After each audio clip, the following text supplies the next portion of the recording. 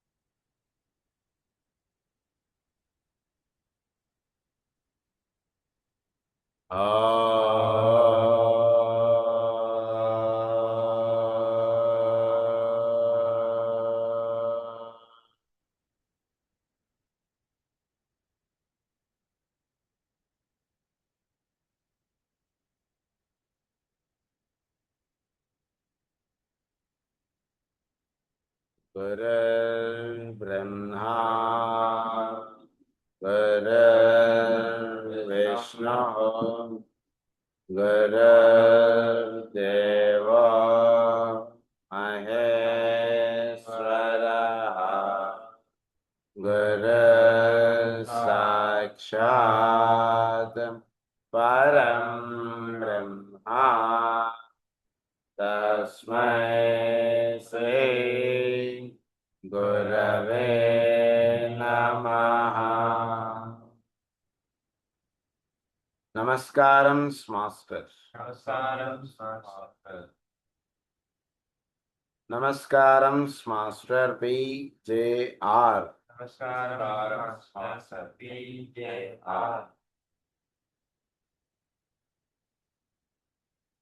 నమస్కారం master EK.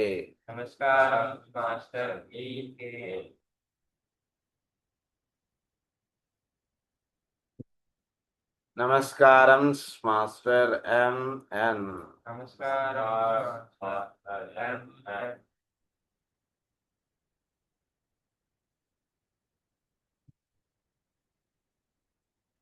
నమస్కారం master C V V. నమస్కారం మాస్టర్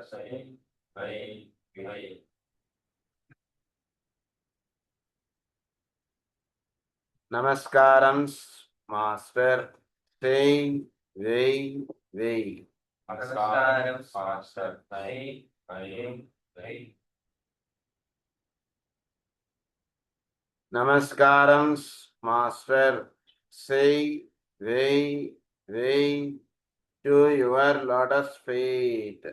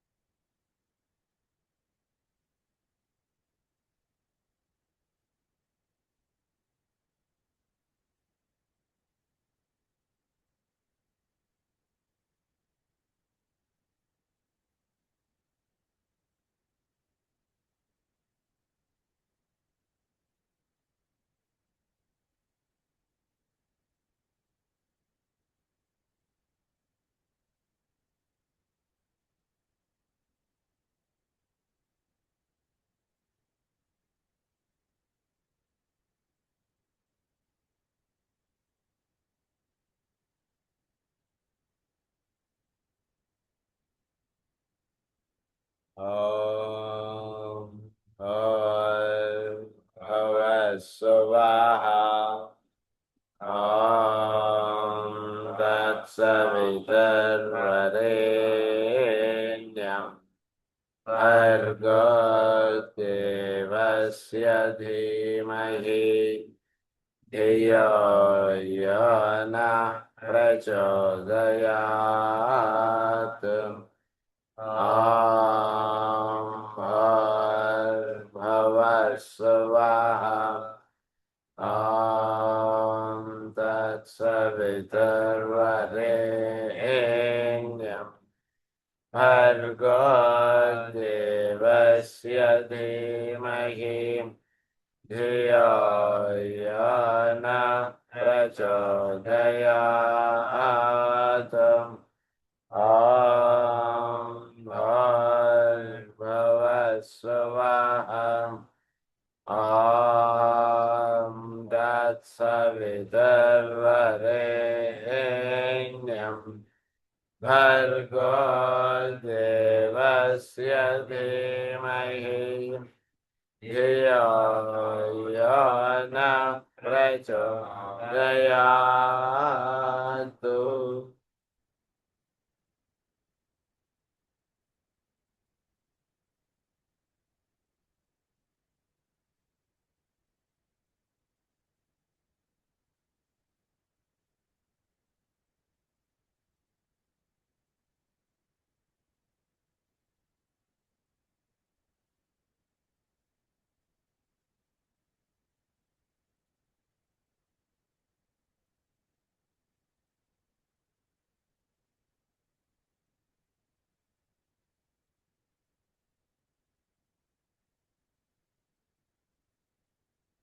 ఈరోజు మనం లాస్ట్ టైం క్లాస్లో మనం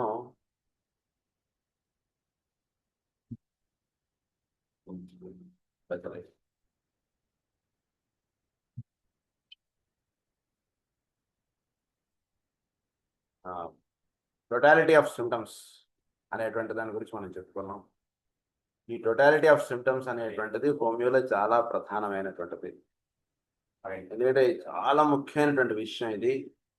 టోటాలిటీ ఆఫ్ సిమ్టమ్స్ని అవగాహన లేకుండా మనం హోమియోలో ట్రీట్మెంట్ చేస్తాము అంటే డెఫినెట్గా చెప్తాను, will definitely fail. Totality of symptoms అవగాహన లేకుండా మనం వైద్యం హోమియోలో చేయడం అనేటువంటిది ఇంపాసిబుల్. కనుక టోటాలిటీ ఆఫ్ సిమ్టమ్స్ అనేటువంటిది చాలా ప్రధానం మనకి. అది అవగాహనలో ఉంచుకున్నప్పుడు ఇప్పుడు మనం నెక్స్ట్ స్టెప్లో మనం తెలుసుకోబోయేటువంటి విషయం ఏంటంటే వ్యాధులు అనేటువంటివి ఎలా ఉంటుంటాయి అసలు ఏంటి. వ్యాధుల్ని ప్రధానంగా రెండుగా విభజించారు. ఒకటి తరుణ వ్యాధులు అన్నారు తెలుగులో, లేదా అక్యూట్ డిసీజెస్ అన్నారు.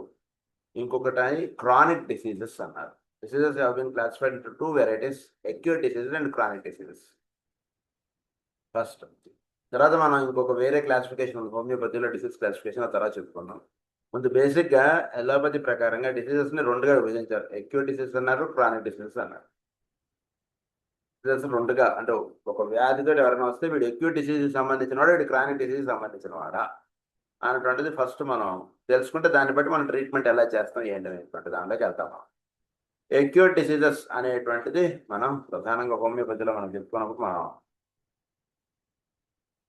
మనకి మీ అందరికీ ఆర్గనాన్ అనేటువంటి పుస్తకం అందింది కదండి. ఈ ఆర్గనాన్ అనేటువంటి పుస్తకంలో మనకి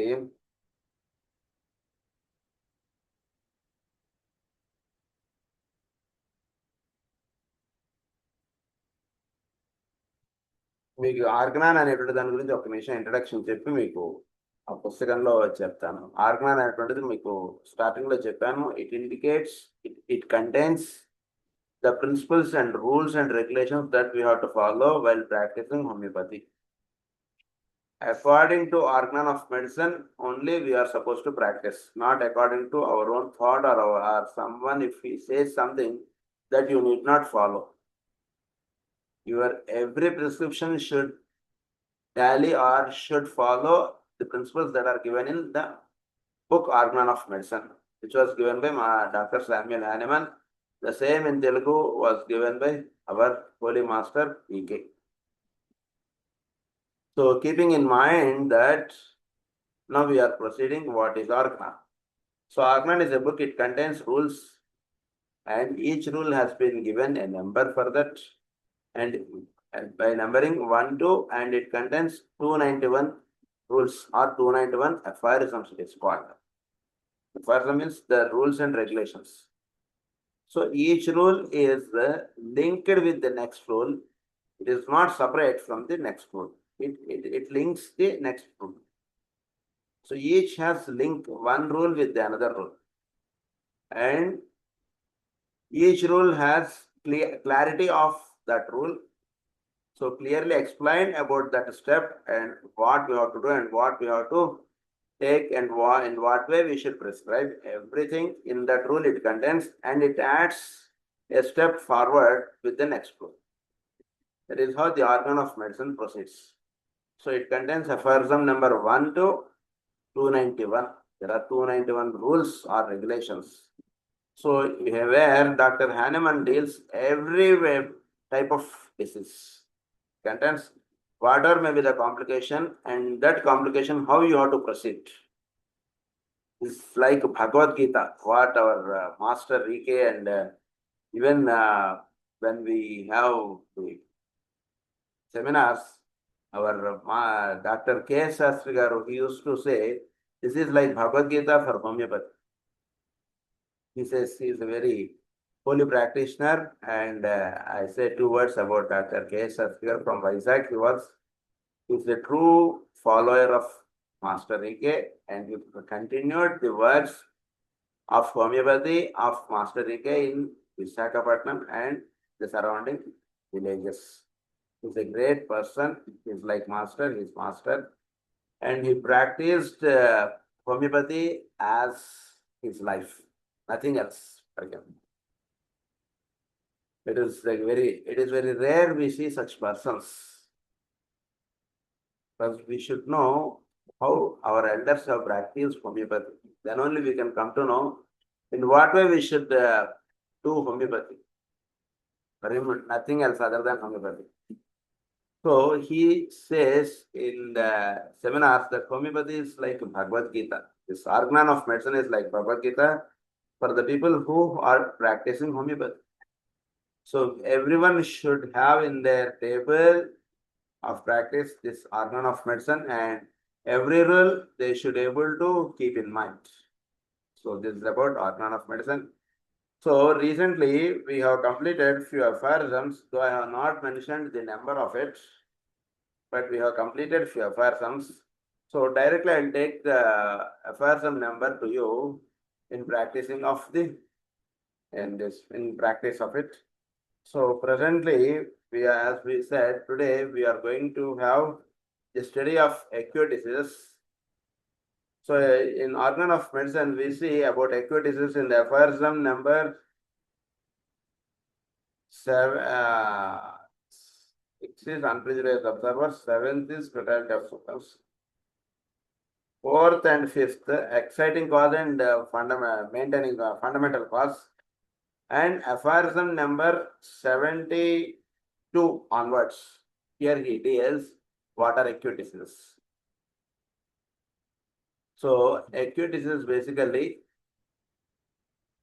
here he explains. So diseases have been classified into varieties. And one more thing, we gave already to you another book by name, for Telugu people, we gave another book by name Homeo Vaidya Vidhanam. In that, Master Rike explains the diseases, the acute diseases and chronic diseases also. That chapter also you can read after completing the class. In that, the acute diseases, today we are speaking about only acute diseases. In acute diseases, mainly diseases have been acute diseases. First, we should understand what are acute diseases and what are chronic diseases. Then we can come to know what is acute disease and how it is being classified. So basically in allopathy, they classify acute and chronic disease into two varieties. That is, diseases have been classified into two varieties. If the disease is of short period, then they call it as acute disease. If the disease is of more than 2 weeks, then the disease is called as chronic disease in allopathy. But whereas in homeopathy, we will not accept that that explanation directly. We go very in depth of it. Like, so here in homeopathy, what we say is, if a person has a disease and we have treated him, suppose if a person catches cold or cough, so if a person catches cold or cough and we have treated, and we say that is an acute disease, because it's a cold is since 2 days hardly, or cough it is maybe something 5 days or 7 days, and we have treated with allopathy or some medicine, and he got cured. So there we call it as acute disease. And if he has any disease like BP or sugar or any tuberculosis or cancer or etc., etc., etc., these diseases have been called as chronic disease because he is suffering from long number of days or long ago, since maybe 5 years, 2 years, 3 years. So those diseases in allopathy they call it as chronic diseases. So here in homeopathy, what we have to understand is, with respect to chronic diseases, what we say is, according to homeopathy, there are only 3 chronic diseases or 3 miasms, which I already explained what is miasm and all. So there are only 3 miasms. Those are all psora, syphilis, and syphilis. These 3 are called as chronic diseases in homeopathy. So the various diseases that which we are seeing nowadays with the people are only the reflections of these 3 acute diseases by different names. All the diseases of what we are facing are the only the outproducts of these 3 chronic diseases, that is psora, syphilis, and psychosis. So as per homeopathy, there are only 3 chronic diseases, that is psora, syphilis, and psychosis. So the chronic diseases what we are seeing are only the reflections of this psora, syphilis, and psychosis. So the n number of diseases that what we are saying are only they are all come under these 3 chronic diseases. So that is according to homeopathy. That is chronic disease. Then what are acute diseases? Acute diseases are those. And one more thing with respect to chronic disease, any disease, if the person is cured, like cold or cough, if the person catches cold and cough again and again, that means it is a chronic disease. It is a chronic disease. Don't take it as acute disease. So that is one more point that what homeopathy says. If the person has been cured of cold and cough, if he catches again cold and cough, then think that it is persisting in his body. Hence he got again. If it would not have persisted in his body, then he will not catch immediately. For some or the other reason, the person is catching cold, cough, fever, diarrhea, something, whatever it may be the disease. If he is catching again and again, that means that disease exists in his body. It is exacerbated by various causes. For one time he got cold and cough by taking cold things, and second time he got cold and cough by exposure to dust. Third time he got cold and cough by attending a function, something. The cause may be different, but he's catching cold and cough again and again. So here you have to take or you have to consider it as acute disease chronic disease only. That is what homeopathy says. So now coming to what are acute diseases. Today's topic is what is acute disease basically. Homeopathy. So with respect to organ, you please see the aphorism or సూత్రము number 72. ఇది మీరు హోమియోపతిలో మీరు సూత్రము అని ఉంటాయండి. దీన్ని అఫారిజమ్స్ అంటాం మనం ఇంగ్లీష్లో. మాస్టర్ కే రార్కన్ మీ అందరికీ దొరికి ఉండుంటే సూత్రము నెంబర్ 72 మీరు చూసుకోండి, మీకు దొరుకుతుంది. లేదా ఇంగ్లీష్లో అయితే కనుక ఆర్గాన్ ఆఫ్ మెడిసిన్ అఫారిజం నెంబర్ 72 చూసుకోండి. ఇది అసలు what is homeopathy? Homeopathy is a holistic system of medicine focused on stimulating the body's vital force. Diseases are broadly classified into acute and chronic diseases.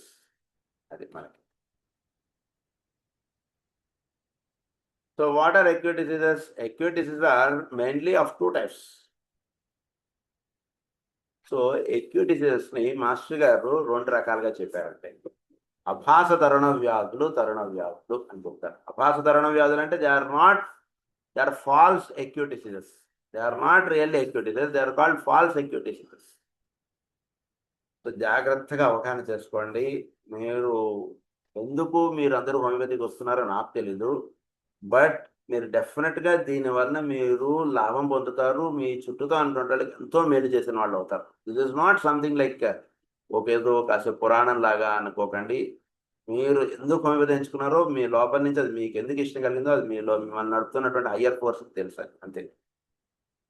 So దాన్ని మీరు వీలైనంత వరకు చక్కగా దాని మీద ఫోకస్గా తెలుసుకోండి. హోమియోపతిలో హయ్యెస్ట్ ప్రిన్సిపల్స్ ఇచ్చారంటే చాలా అద్భుతమైనటువంటి మెడికల్ సైన్స్కి సంబంధించినటువంటి ప్రిన్సిపల్స్ అన్ని ఇందులో ఎక్స్ప్లెయిన్ చేశారు. సో ఈ సైన్స్ మీరు చక్కగా తెలుసుకోవడం చేత ఏమవుతుందంటే ప్రస్తుతం మెడికల్ సైన్స్ చాలా మనకు అవగాహనకు అందనటువంటి ఇబ్బందులు మనకి ఎదురవుతున్నాం మనం సొసైటీలో. సో వాటికి చాలా సింపుల్గా మీ హోమియోపతిలో సొల్యూషన్స్ అనేటువంటి మీరు ప్రజలకి మీరు పంచిన వాళ్ళు అవుతారు. మీరు ఫస్ట్ మీరు తెలుసుకోవడం అంటే చక్కగా తెలుసుకోండి. మీకు ఎప్పుడు డౌట్స్ ఉన్నా, ఏ క్లాసు డౌట్స్ ఉన్నా ఆ రోజు క్లాస్ ఎండింగ్లో నేను మిమ్మల్ని అందరిని అడుగుతున్నాను ఏమైనా డౌట్స్ ఉన్నాయా అని. అప్పుడు మొహమాటం పడకుండా మీరు డౌట్స్ అడిగేసేయండి. అసలు ఎక్కడ మీరు మొహమాట పడద్దు. నెక్స్ట్ టైం ఎప్పుడైనా నేను క్లాస్ తీసుకోలేనంటే, ఎప్పుడైనా నేను ఫ్యూచర్ బ్యాచెస్లో ఎక్యూట్ డిసీజ్ గురించి మీరు చెప్పండి అంటే మీరు కూర్చొని క్లాస్ చెప్పారు. అట్లా మీకు అర్థమవుతుంది అనేది మీరు చెక్ చేసుకోండి. That is the point. Next now acute diseases have been classified into two, that is false acute diseases and real acute diseases. తరుణ వ్యాధులు రెండుగా విభజింపబడ్డాయి. ఒకటి అభాస తరుణ వ్యాధులు, నిజమైనటువంటి తరుణ వ్యాధులు. అభాస తరుణ వ్యాధులు అంటే ఏంటో ఫస్ట్ మనం చూద్దాం. అభాస తరుణ వ్యాధులు అంటే false acute diseases. False acute diseases అంటే ఏంటి? అప్పటిదాకా మనం బాగానే ఉన్నామండి, ఏదో ఒక ప్రోగ్రామ్కో ఏదో ఫంక్షన్కో వెళ్ళాం, అక్కడ ఏదో భోజనం చేసాం. ఆ భోజనం చేయడం వల్ల మనకి ఏదో కడుపులో నొప్పి వచ్చింది, ఏదో కాసేపు మోషన్స్ వామిటింగ్స్ ఏవో అయ్యాయి.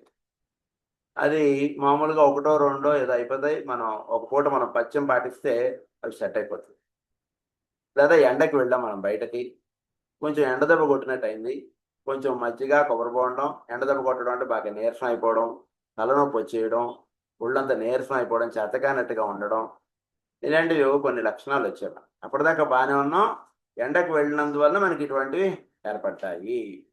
అలా మీరు ఏదైనా సరే మీరు తీసుకోండి. కొంచెం ఇలాంటివి ఏవైనా సరే మనకు ఏర్పడినప్పుడు అవి మన బాడీని ఏం చేస్తున్నాయి ఆ సిమ్టమ్స్ అనేటువంటివి అంటే, అది మన బాడీలోకి వచ్చినప్పుడు ఆ ఎండ దెబ్బకి మన బాడీ రియాక్ట్ అవుతుంది. లోపల ఉన్నటువంటి ప్రాణశక్తి ఆ దెబ్బ మన ఒంటి మీద పడినప్పుడు, లేదా బయట ఆహారం మనం ఏదైనా పడంది తిన్నప్పుడు మన ఒంట్లో వైటల్ ఫోర్స్ అనేటువంటిది, ప్రాణశక్తి అనేటువంటిది అక్కడ రియాక్ట్ అయ్యి ఈ ఆహారం నీకు పడదు, ఈ ఆహారం నీ ఒంటికి చెడుపు చేస్తుంది, it is not good for your body, hence it should be taken out. అది నీకు ఇష్టంగా అనిపించవచ్చు, బట్ నీ బాడీకి అది పెద్ద యూస్ఫుల్గా లేదు నీకు ఆహారం. దానివల్ల నువ్వు పొందేటువంటి లాభం ఏం లేదు. అందులో it has some bacteria or some infection or something, water it may be, పేర్లు ఏవైనా పెట్టుకోండి ఇష్టం. సో అందుగురించి అది నీ బాడీకి మంచిది కాదు నాయన, అందుగురించి దాన్ని తీసేస్తున్నాం మేము అన్నటువంటి దానికి అది ఏం చేస్తుందంటే కడుపులో ఒక రకమైనటువంటి డిస్టర్బెన్స్ క్రియేట్ చేస్తుంది. డిస్టర్బెన్స్ క్రియేట్ చేసి కొందరికి మోషన్స్ అయిపోతాయి, కొందరికి వామిటింగ్స్ అయిపోతాయి, కొందరికి కొంచెంసేపు కడుపులో నొప్పి ఏదో ఉంటుంది, ఇలా కొన్ని సిమ్టమ్స్ వస్తాయి. సో ఒకటో రెండో మ్యాక్సిమం 3 మోషన్స్. సో వెంటనే మనం ఏం చేయాలంటే ఒక పూట స్టమక్కి రెస్ట్ ఇచ్చేసారు. రెస్ట్. సో నేను డయేరియా ఆర్ వామిటింగ్స్ తీసుకుంటా ఎగ్జాంపుల్, మీకు ఈజీగా ఉంటుంది ఎక్స్ప్లెనేషన్. సో ఒక పూట మనం స్టమక్కి రెస్ట్ ఇచ్చేసేసి కొంచెం మజ్జిగ కొబ్బరి బోండం, లేదా ఉడికిన ఒక పూట మజ్జిగ అన్నం తినడం, ఇలాంటివి మనం చేస్తే మనకు ఉన్నటువంటి ప్రాబ్లమ్స్ సెట్ అయిపోతుంది. దానికి మనం యాంటాసిడ్స్ ఇలాంటివి ఏవి వేసుకోక్కర్లేదు, జనరల్గా సెట్ అయిపోతుంది. అంటే ఏంటి, ఒక పూట మనకి ఏదో అజీర్తి చేసినట్టుగా అవుతుంది, రెండో రోజుకి స్టమక్ ఆటోమేటిక్గా సెట్ అయిపోతుంది, మూడో రోజుకి ఏం ప్రాబ్లం ఉండదు. ఇది వ్యాధి కాదండి, అది ఏంటంటే నువ్వు తీసుకున్నటువంటి ఆహారం వలన నీ స్టమక్లో ఏర్పడినటువంటి డిస్టర్బెన్స్ ఇట్ ఈస్. ఆ డిస్టర్బెన్స్ మీరు టైం ఇచ్చారు, అది ఆటోమేటిక్గా సెట్ అయిపోయింది without any medicine, just by following some diet restrictions. So ఇది ఇలాంటివి మనం జాగ్రత్తగా అవగాహన చేసుకోవాలి. వాడు కడుపులో నొప్పి అనగానే హోమియోపతి మనకు వచ్చేసిన తర్వాత నెక్స్ట్ మీకు డయేరియా, డిసెంట్రీ, కోల్డ్, కాఫీ లాంటివి చెప్పినప్పుడు వాడు కోల్డ్ అన్నాడు, వాడు కడుపు బయట ఆహారం తిన్నాడు, ఇలాంటి మీరు ఎరుకు వెంటనే మీరు మందులు వేసేది దయచేసి. ఫస్ట్ ఒక పూట అబ్జర్వ్ చేయండి, మందు అవసరమా లేదా అంటే ఫస్ట్ అబ్జర్వ్ చేయండి. మందు అవసరం అయితేనే ప్రాణశక్తికి సపోర్ట్ చేయండి మీరు మందు ఇచ్చి. మందు అవసరం లేదంటే ప్రాణశక్తి తనంతట తానే అది హీల్ చేసేస్తుంది. నిజానికి మనం సిటీలో ఉంటూ మనం ఏం చేస్తామంటే మనం ఎక్కువగా మెడిసిన్స్ మీద ఎక్కువ డిపెండ్ అయిపోతాం. మనం తెలియకుండా we depend more on medicines. For any simple problem we try to have medicines. But if you go and watch in villages, వాళ్ళు ప్రతి చిన్నదానికి వాళ్ళు మెడిసిన్స్ వేసుకోరు. వాళ్ళు అదే తగ్గిపోతుంది వాళ్ళకి ఏంటంటే ఒక రకంగా వాళ్ళకి ప్లస్ ఏంటంటే వాళ్ళకి అంత ఈజీగా డాక్టర్ అవైలబిలిటీ ఉండదు వాళ్ళకి, అది ఒక రకంగా వాళ్ళకి ప్లస్. అది ఎందుకంటే వాళ్ళు వెంటనే వాళ్ళు మందులు వేసుకోలేరు, ఒక పూట చేసిన వాళ్ళు ఆటోమేటిక్ సెట్ అయిపోతుంది. మందులు అంత తక్కువగా తీసుకుంటే ఆరోగ్యం అంత చక్కగా ఉంటుంది. అందుగురించి ఇండిస్పోజిషన్ అంటారు దీన్ని, తెలుగు ఇంగ్లీష్లో అంటారంటే దీన్ని ఇండిస్పోజిషన్ అంటాం. సో ఇలాంటప్పుడు మీరు జనరల్గా మీరు ఆహారంలో కొంచెం నియమాలు లాంటివి పాటిస్తే మీకు ఏమవుతుందంటే అప్పుడు మీ స్టమక్ ఆటోమేటిక్గా సెట్ అయిపోతుంది. Second day your stomach will be normal without any medicine. So ఏర్పడినటువంటి డిస్టర్బెన్స్ని వైటల్ ఫోర్స్ అదే రిపేర్ చేసేస్తుంది. ఒకవేళ ఆ మోషన్స్ అవ్వడం అనేటువంటిది బాగా ఎక్కువైపోయి నీరసం అయిపోయాడు పేషెంట్, ఇదంతా దీనివల్లేనండి, మీరు క్లాస్లో చెప్పారు కదా గురించి మంది ఏం వేయలేదండి, అలా ఉండకండి వచ్చేసి. మీరు ఫస్ట్ అబ్జర్వ్ చేయండి పేషెంట్. వాడికి నిజంగా వాడికి ఒకటో రెండో అవ్వడం అంటున్నది కామన్. తర్వాత వాడు సెట్ అయిపోయాడు అనుకోండి, వాడికి మంది అక్కర్లేదు. ఒక్కొక్కసారి సెట్ అవ్వరు తొందరగా, నేను because is already infected. So అలాంటి వాళ్ళలో తొందరగా సెట్ అవ్వరు. సో అలాంటి వాళ్ళలో మాత్రం వైద్య సహకారం అవసరం, లేకపోతే వైద్య సహకారం అక్కర్లేదు. సో మనం తిన్నటువంటి ఆహారం వలన, మనం పీల్చినటువంటి గాలి వలన, ఏదో చల్లగాలికి బాగా వెళ్ళాం, నెక్స్ట్ డే కోల్డ్ వచ్చేస్తుంది. ఒక 1 or 2 days మనం జాగ్రత్తగా మనం ఉంటే కనుక ఆ కోల్డ్ తగ్గిపోతుంది. If it is continuing, definitely we are suppose to give medicine, otherwise no medicine is required. ఇది బాగా అవగాహన చేసుకోండి. సో అందుగురించి ఇలాంటి వ్యాధులు కొన్ని వస్తుంటాయి మన యొక్క దైనందిన జీవితంలో. ఇలాంటివి కొన్ని వస్తాయి. దాన్ని ఏమన్నారంటే ఫాల్స్ అక్యూట్ డిసీజెస్ అన్నారు. So false acute diseases are different. వాటికి మెడిసిన్ అవసరం లేదు. మనం డైట్ రిస్ట్రిక్షన్స్, కొంచెం ఆరోగ్య నియమాలు కొంచెం ఇలాంటి ఫాలో అవడం చేత సెట్ అయిపోతాయి. Now we are coming with the true acute diseases. Acute diseases are characterized by rapid onset, short duration, intense but temporary symptoms, termination, recovery, crisis or death. ఇది బాగా గుర్తుపెట్టుకోండి. అక్యూట్ డిసీజ్ వచ్చిందంటే నిన్నటి దాకా బాగానే ఉన్నాడండి, ఏంటో సాయంత్రం అడిగి మనిషి నీరసం అయిపోతాడు. నెక్స్ట్ డే మార్నింగ్ అడిగి ఏంట్రా క్లాస్కి రాలేదంటే పక్క నుంచి లేవలేకపోతాడు. జ్వరం వచ్చేసింది, నీరసం అయిపోయాడు మనిషి, లేచి నుంచిన ఓపిక లేదు. That is called rapid onset. అలా ఫాస్ట్గా వచ్చేస్తుంటాడు డిసీజ్ అనేటువంటి. నేను ఉన్నటువంటి పరిస్థితి వాడు ఉండదు 24 గంటలు, మీరు వెంటనే అలర్ట్ అయిపోవాలి వాటికి. ర్యాపిడ్ ఆన్సెట్, షార్ట్ డ్యూరేషన్ అంటే ఏంటి, ఆ డిసీజ్ అనేటువంటిది వచ్చి అది ఒక అలలాగా వీడి మీద నుంచి వచ్చి వెళ్ళిపోతుంది. అంతే ఓ సంవత్సరాల తరబడి ఉందంటే దాన్ని మీరు అక్యూట్ డిసీజ్ అనక్కర్లేదా. అది ఒకటో రోజో, రెండో రోజో, మూడో రోజో, అంతే 4-5 రోజులు ఉంటుంది, మ్యాక్సిమం 1 వీక్ ఉంటుంది, తర్వాత వెళ్ళిపోతుంది వ్యాధి. జ్వరం వచ్చింది అనుకోండి, మామూలుగా ఎండ దెబ్బకి జ్వరం వచ్చింది, ఎన్ని రోజులు ఉంటుంది జ్వరం? 3 రోజులు ఉంటుంది, 2 రోజులు ఉంటుంది, 4 రోజులు, అంతే తగ్గిపోతుంది. Unless it turns to some other typhoid or some other problem. That is rapid onset, short duration, intense but temporary symptoms. ఆ సింటమ్స్ అన్నీ ఎలా అయిపోతాయంటే వాడికి తలనొప్పి, ఒళ్ళు నొప్పులు, అమ్మ నా చేయి నొప్పు, బాబు నా తలనొప్పు, ఎవరు నన్ను పట్టించుకోవట్లేదు ఏంటి, ఇలాంటి గందరగోళం చేసేస్తాడు.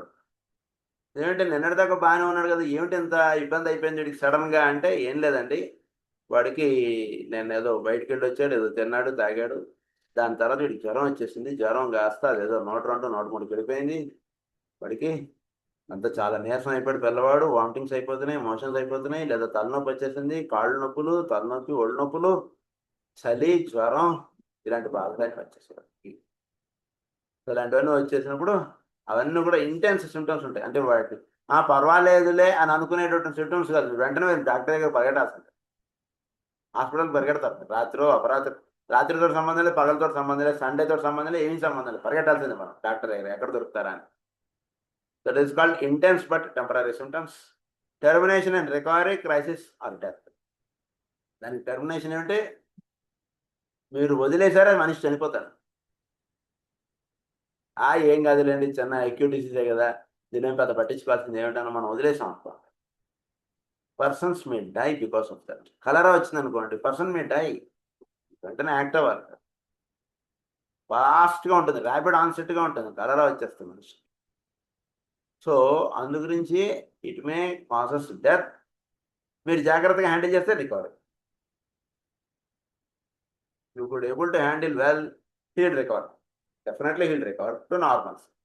మీరు వదిలేసారా పేషెంట్, నేను ఇలా అయిపోతాడు పేషెంట్ అంత. మీరు దయచేసి ఇలాంటి ఎక్స్పెరిమెంట్ చేసి చూడకండి. మీరు వార్తలు వింటే మీకు తెలిసిపోతుంది, ఏం కాదు నిజంగా చనిపోతారు చూద్దామండి, మీరు చెప్తుంది కరెక్టా రాంగ్ తెలుసుకోవాలి కదా, చెప్పింది యాజ్గా మేము ఎలా తీసుకుంటాం అని అనుకోకండి. ఎందుకంటే మీరు బయట వార్తలు వింటే మీకు తెలిసిపోతుంది, దాన్ని మీరు ప్రత్యేకంగా మీరు పరీక్షించి చూడక్కర్లేదు. దిస్ పర్సన్ని మనం అలా తరుణ వ్యాధితో బాధపడుతున్నవాడు ఈ రోజున్న నీరసం రేపటికి ఇంకా డబల్ అయిపోతుంది మనం వదిలేసి. పెరిగిపోతుంది, ఇంకా నీరసం అయిపోతారు. మొన్నేదో కొంచెం మజ్జిగానే ఏదో తినేవాడు, ఈరోజు మంచినీళ్ళు ఇస్తే కొంచెం అలా తాగి పక్క పెట్టేస్తాడు. ఇంకో రోజు అసలు మంచినీళ్ళు కూడా తాగట్లే, పక్క మీద అలా శవంలా పడి ఉంటాడు పిల్లవాడు. So should be very careful in handling these disorders, very careful. సరే ఎక్కడా కూడా నెగ్లెక్ట్ చేయకూడదు. సో అందు గురించి అక్యూట్ డిసీజెస్ రాగానే చాలా జాగ్రత్త వహించండి. సో ప్రతి అక్యూట్ డిసీజ్కి మీరు, సో ఫస్ట్ అక్యూట్ డిసీజ్ రాగానే మీరు మీ డాక్టర్ యొక్క రోల్ చాలా చక్కగా ప్లే చేయాలి. వాడికి వామిటింగ్స్ అవుతున్నాయి, మోషన్స్ అవుతున్నాయి, ఫస్ట్ మీకు చెప్పేసా ఫాల్స్ అక్యూట్ డిసీజ్ అంటే ఏంటి. సో ఈ వ్యాధి ఫాల్స్ అక్యూట్ డిసీజా రియల్ అక్యూట్ డిసీజా మీరు ఫస్ట్ పట్టేసుకోవాలి. అంటే ఎలా తెలుస్తుందండి అంటే, ఒకటి ఫాల్స్ అక్యూట్ డిసీజ్ అయితే కనుక మీకు ఏంటంటే మనిషి వామిటింగ్ అయింది, ఇలా నీరసం అయిపోడు మనిషి. వామిటింగ్ అయినా పర్వాలేదండి, ఎక్కడ దాకా కడుపులో ఇంటుగా ఉందండి, చాలా ఇబ్బందిగా ఉందండి, వామిటింగ్ అయ్యాక కొంచెం హాయిగా రిలీఫ్గా ఉందండి, కొంచెం బెటర్గా ఉంది సార్, జాగ్రత్త దాకా అసలు ఏంటో ఏమైపోతుందా కడుపులో అన్నటువంటిదిగా ఉందండి, కొంచెం పర్వాలేదండి, కొద్దిగా మంచినీళ్ళు ఇవ్వండి కొంచెం తాగుతాను, నోరంతా ఎండుకుపోయినట్టుగా ఉంది బాగా. అలా వాడు అడిగాడు కదా అని తెచ్చి కూల్ డ్రింక్ ఇచ్చేయకండి దయచేసి. కొందరు అలాంటి పనులు కూడా చేస్తుంటారు, అలాంటి చేయకండి. వాడికి మంచినీళ్ళు, కొబ్బరి బోండం, నిమ్మకాయ నీళ్ళు ఇలాంటివి ఇస్తున్నాడు. సో అలా మీకు తెలిసిపోతున్నాడు సిమ్టమ్ చూస్తే, మనిషిని చూస్తే ఇప్పుడు వామిటింగ్ అయ్యాక ఇప్పుడు బాగా నీరసం అయిపోయాడా లేకపోతే కొంచెం ఓపిక ఇచ్చిందా గమనించాలి. ప్రతి సిమ్టమ్ని మీరు గమనించాలి బాగా. మనిషి నీరసం అయిపోతున్నాడు అంటే యూ షుడ్ యాక్ట్ ఇమీడియట్లీ. లేదు బెటర్గా ఉన్నాడు అంటే ఓకే పర్వాలేదు, అంటే స్టమక్ అదంతా సెట్ అవుతుంది అని అనుకోండి. దీంతో పాటు ఇది జాగ్రత్త మీరు గమనించాలన్నటువంటిది ఒకటి చేసుకుంటూ ఉండాలి ఇప్పుడు కూడా మనిషిని. సో ఆ రకంగా డిసీజ్ అనేటువంటిది ఉన్నప్పుడు మీరు ఫాల్స్ అక్యూట్ డిసీజా రియల్ అక్యూట్ డిసీజా అంటుంది మీకు తెలుసుకోండి. రియల్ అక్యూట్ డిసీజే అనుకోండి, మీరు ఊరికే ఫాల్స్ అక్యూట్ డిసీజ్ మనం ఆగాం ఒక నిమిషం, రియల్ అక్యూట్ డిసీజ్ అవునా కాదా అంటుంటే తెలుసుకోవడానికి. ఒక వామిటింగ్ అయింది, మనిషి ఏం నీరసం అవ్వలేదు, వామిటింగ్కి ఒకటి నీరసం అయిపోడు కదా, సో నీరసం అవ్వలేదు బాగానే ఉన్నారు, మళ్ళీ ఒక గంటకు మళ్ళీ వామిటింగ్ అయిపోయింది. ఇందాకడికన్నా చూద్దాం, ఒక్క సెకండ్ ఆగాలి, మీరు సిమ్టమ్ని బాగా అబ్జర్వ్ చేయాలి, బాగా అబ్జర్వ్ చేయాలి. పనులు వాడు నీరసం అయిపోతున్నాడు అన్నటువంటిది అనిపిస్తే మాత్రం వెంటనే మీరు మెడిసిన్ వేయాలి. వామిటింగ్స్కి ఏ మెడిసిన్ వేయాలి, మోషన్స్ అయితే ఏ మెడిసిన్స్ వేయాలి, అవన్నీ మనం చెప్పుకుంటాం ఫ్యూచర్లో, నెమ్మదిగా వెళ్దాం, మనం కంగారు లేదు.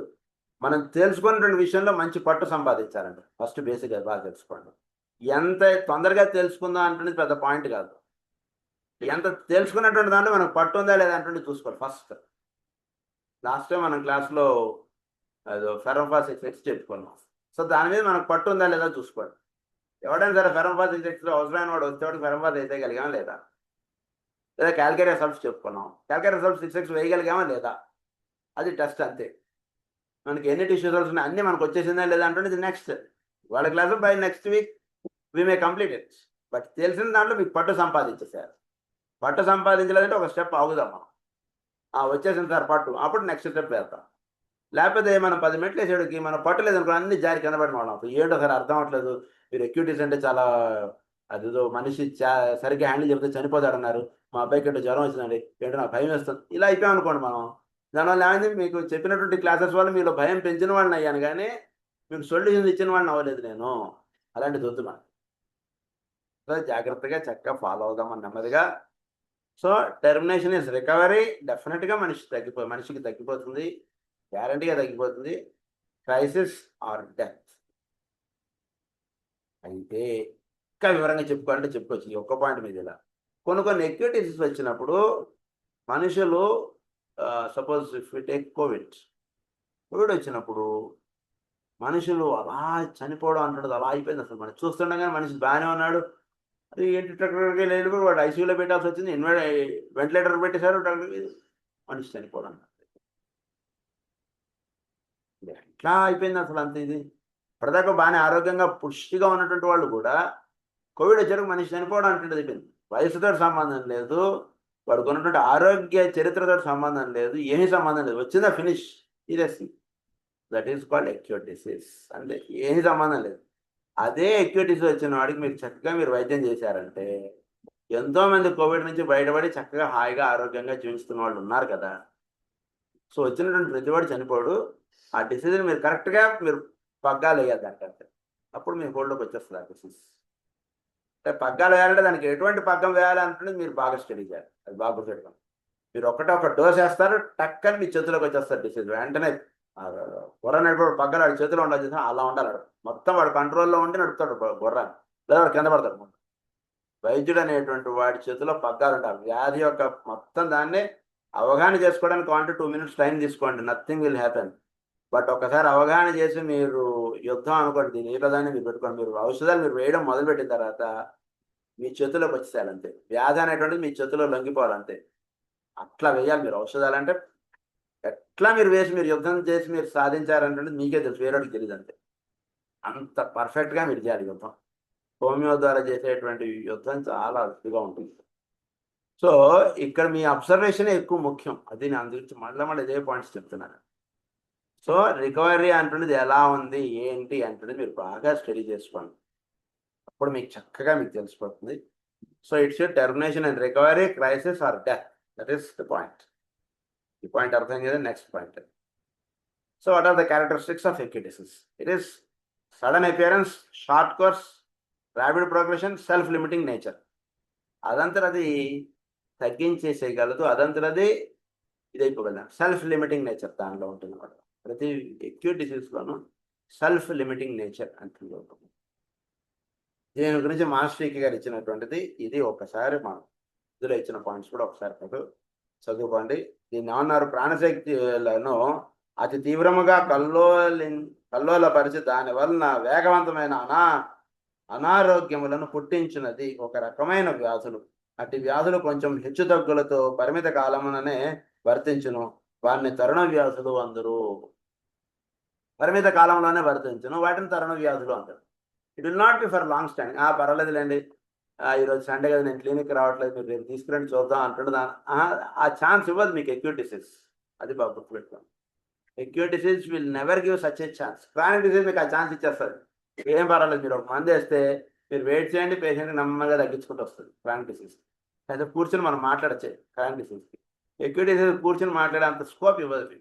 కోవిడ్ వచ్చింది, కూర్చొని మాట్లాడే స్కోప్ లేదు మనకి. పొద్దున్న చూస్తే SpO2 ఏదో 97 ఉంది, మళ్ళీ ఒక గంట చూస్తే 90కి వచ్చేస్తుంది. ఏం కాదు, లేదు పర్వాలేదు, మందులు వాడి చూస్తుంది 80కి వచ్చేసింది. వెంటనే పరిగెట్టాలి హాస్పిటల్కి, ఛాన్స్ లేదు మనకి, అంతే. వారిని తరుణ వ్యాధులు అందరూ.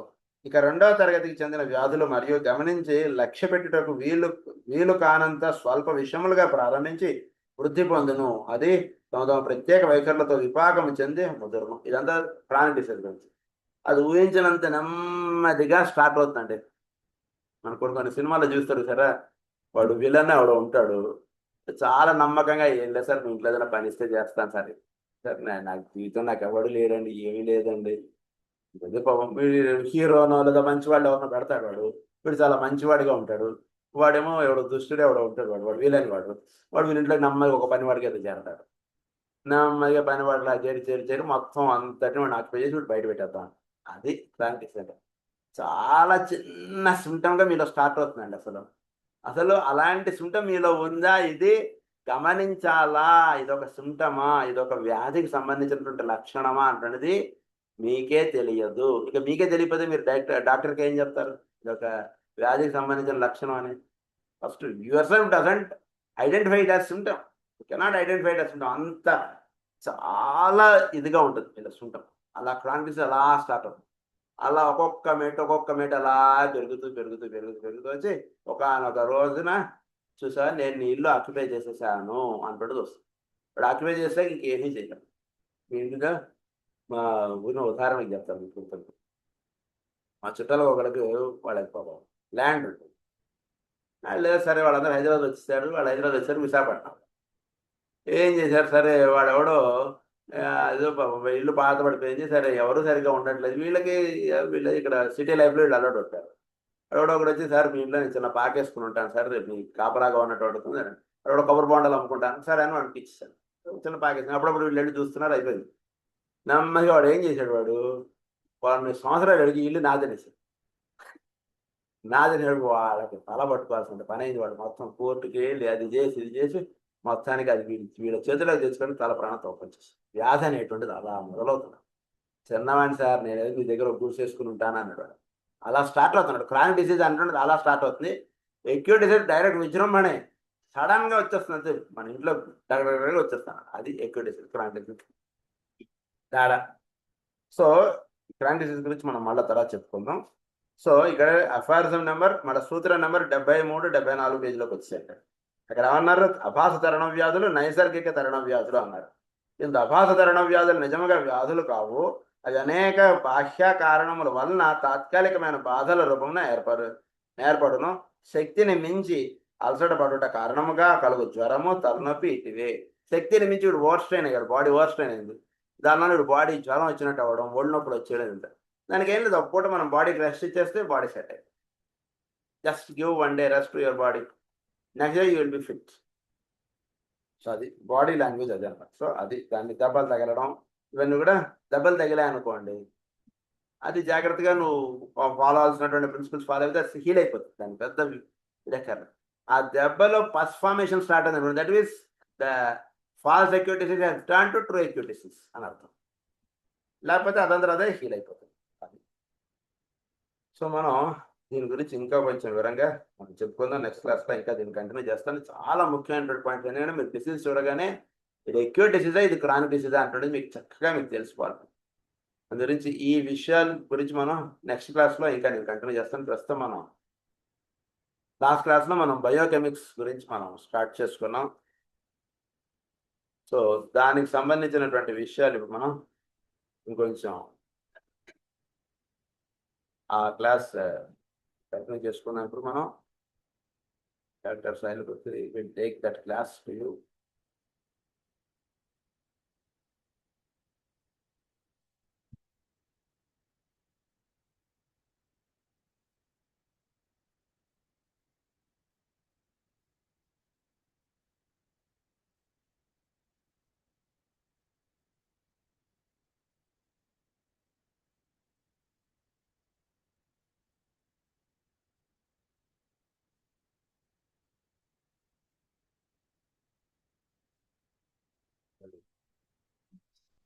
చూసి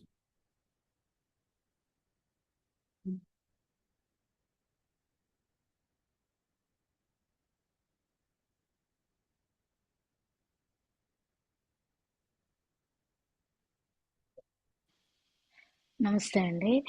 మనం లాస్ట్ క్లాస్లో ఫెర్రంఫాస్, ఇంకానేమో ఇది కాల్కేరియా సల్ఫ్ గురించి మనము డిస్కస్ చేసుకున్నాము.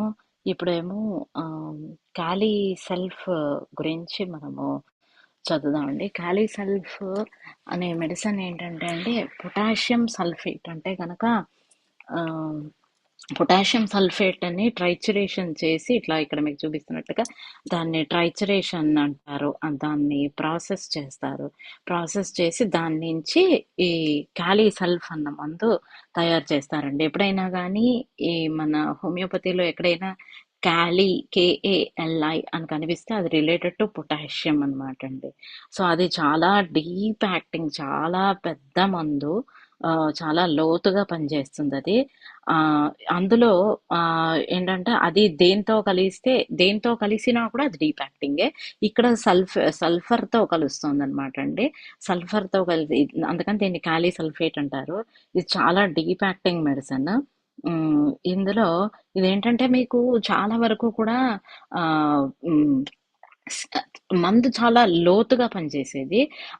అందుకని ఏంటంటే దీనివి ప్రతి బాడీలో ప్రతి ఆర్గాన్, ప్రతి పార్ట్ మీద కూడా దాని సిమ్టమ్స్ ఉంటాయి.